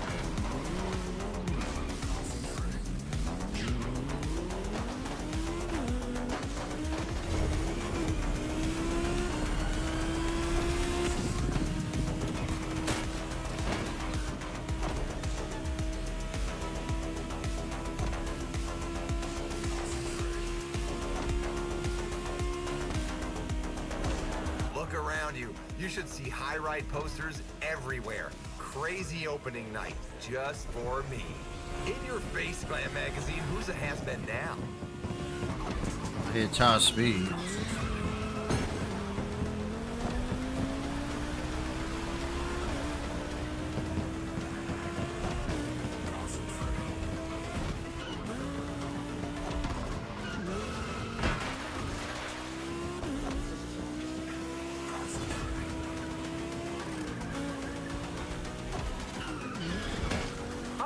I believe we see you in the distance.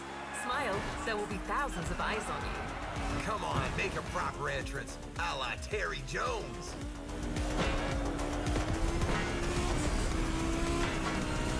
Our star driver has arrived.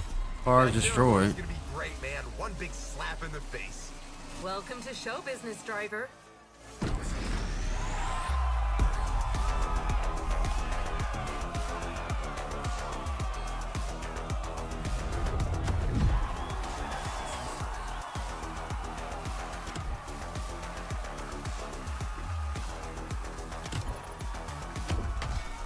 My character almost looks like Bruce Lee. I don't even remember that.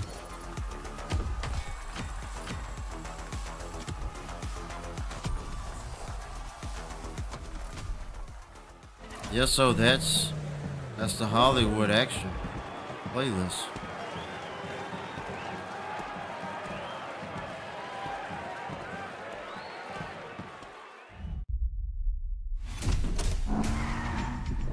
Notorious Terry Jones. Kids in the street call you the fastest wheels in town. Show me. Tell me about that new job of yours. And tell me about that girl. So, you're my dad's new guy. What do? Chauffeur him around? Not exactly. You really think everything's just gonna go your way? If my dad finds out about us, we're both dead. I'm gonna need a car. Reality's always one step away, brother. Bring me Terry Jones. Who taught you to drive? Yeah, hey, like this is the that? crew Motorfest. My grandmother. She has a bit of a temper.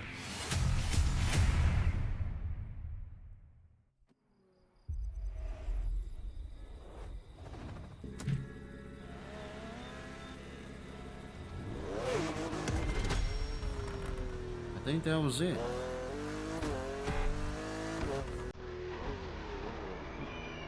Let me see.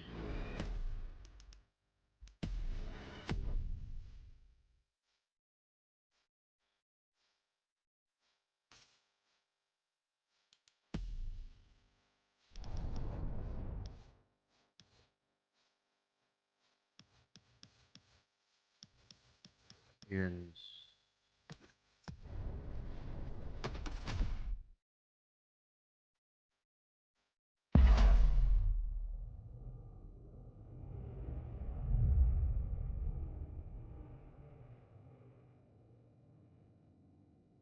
Kiss Me Combi.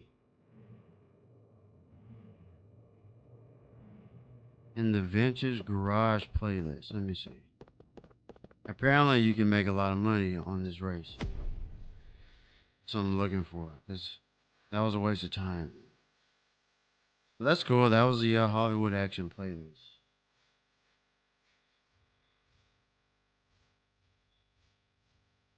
Vintage Garage. Look at all playlists. Ocean and Sky did. Might be at the beginning. Ooh, here it is. Vintage Garage. New challenges unlocked. It's called Kiss Me Combi right here. That's it? Not a lot.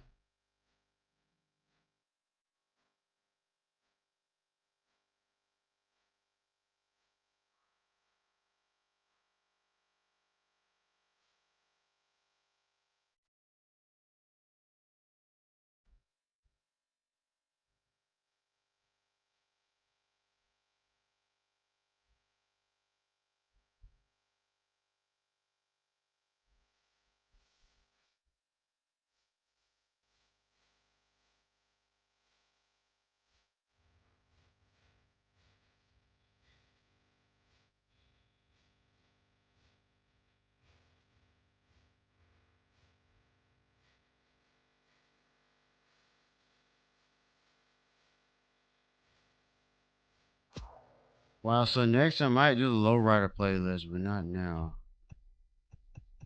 Apparently that one. Yeah, right it in my butt. That's the other one. That's popular. Let's see. right here.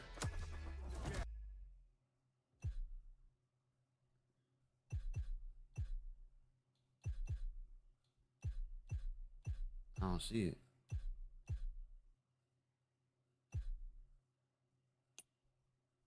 Here. It's like two different.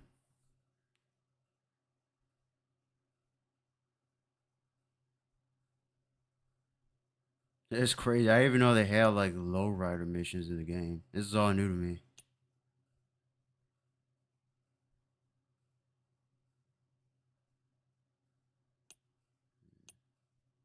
You'd have to go unlock the race. So maybe next time I'll do that, but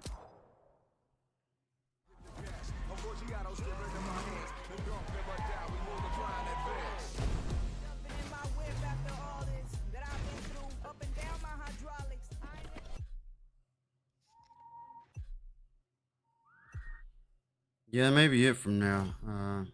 Yeah, I'm in the US. This is why I got on, was to play this, but it made it complicated. So I really wanted to unlock the G87 M2, but I can't do it. I need this vehicle, which costs 400,000 credits. And I think the CC, I think that's like actual money, which I'm not doing right now, so.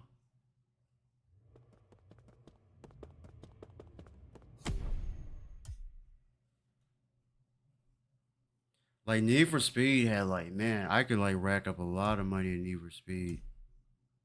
Or at least Need for Speed Heat. And Need for Speed Unbound, I don't like as much as Heat. And that's the game that has GT7 M2, which I played with.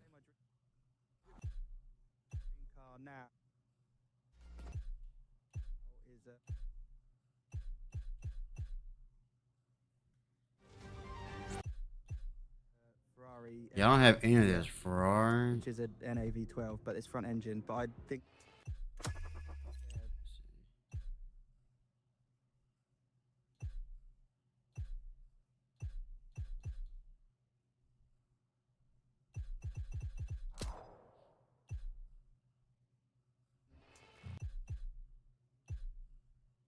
yeah, I remember these.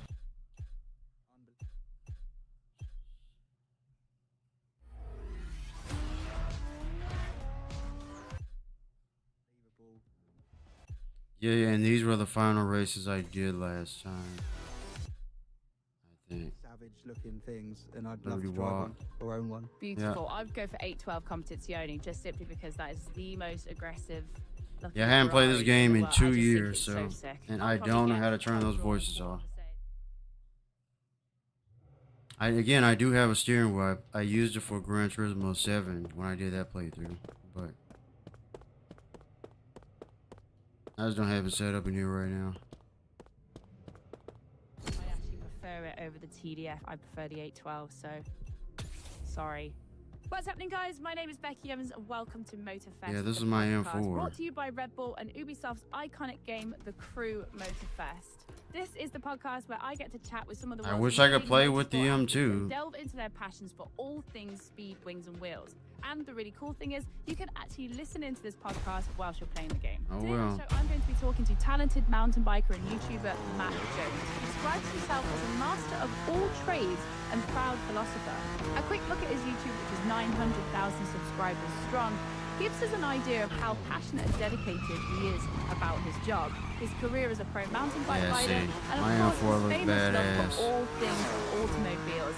He has got quite the incredible garage, and we're going to find out exactly what's hiding in there. Let's start the show. Matt, it's an absolute pleasure to have you on Motorfest podcast. How are you? Night all Good. What a time, eh? Yeah, buzzing to be on this. Thank you. I don't think I can change it though. It's a daytime, not like Need for Speed. I don't know. If you could be a car, a plane, a boat, or a bike, with or without a motor, which would you be and why? I wouldn't be a plane.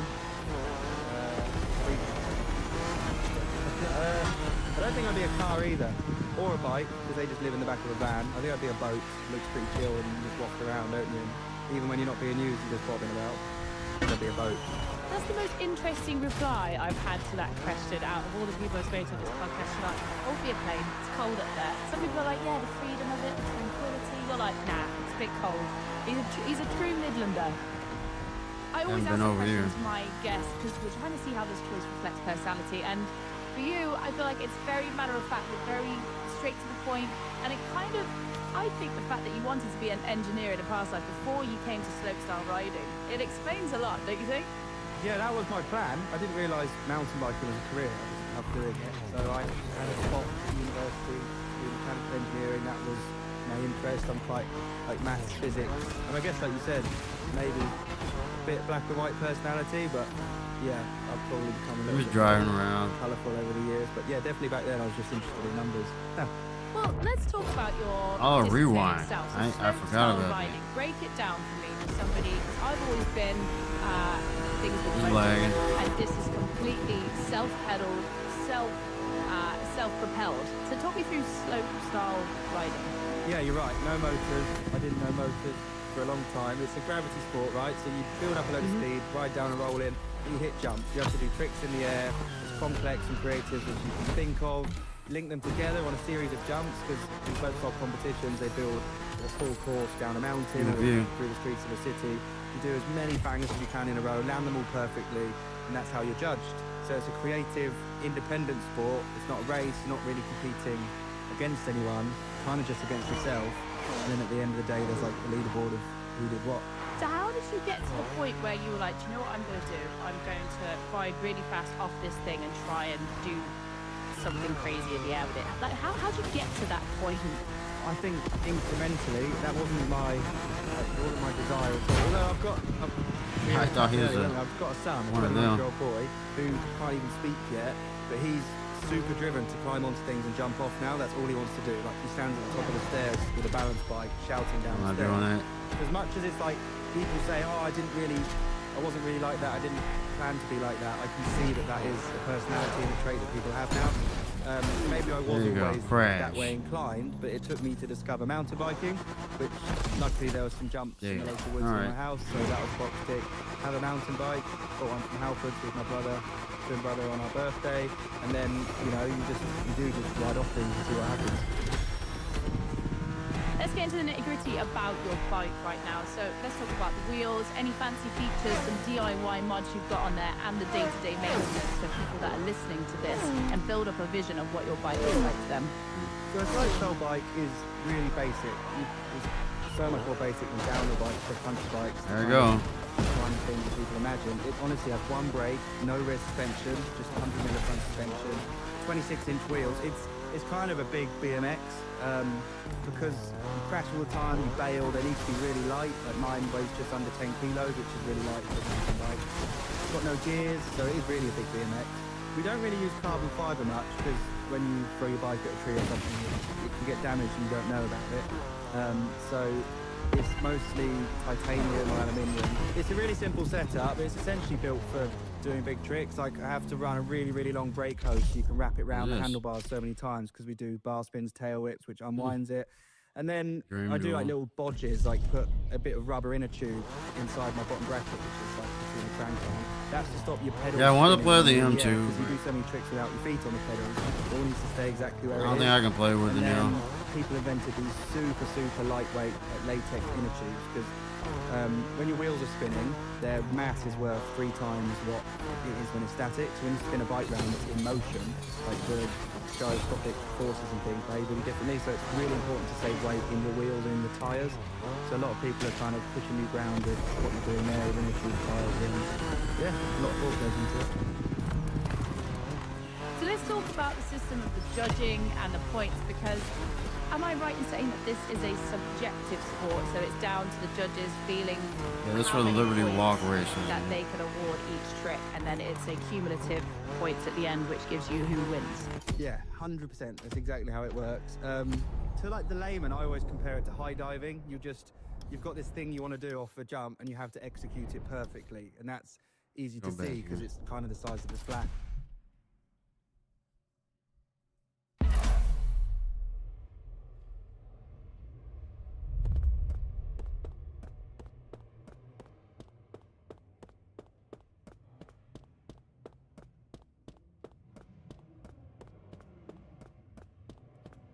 Yeah, so I'm gonna get off for now. Like For us, it's honestly down to how your They're feet just- position. they're making it when you difficult. land, like not really bending your arms to and do the legs, making playlist, it look so- graceful, going really high. But really, what you're judged on is the difficulty. wanted to unlock the you judge M2. and how gnarly and how risky. Like, can't even they do are. the playlist. Double That's back all. flip That's is what I always gonna need score more than to unlock like it a is bar to spin where you spin the finish handlebars this around. playlist here, And street rides. I think the But runners the that get requirement the biggest cheer from is the crowd will often also get the biggest. I need this vehicle. You know, score from the judges. It is a very 400,000 emotive credits, sport. and I can't You sell wanna see vehicles I need people for take speed. massive So risks and almost kill themselves. yeah. Oh well. So I feel like in a way it's slightly similar to drifting because obviously that's subjective. We have 3 judges and they're judging you on There you your go. speed, your style.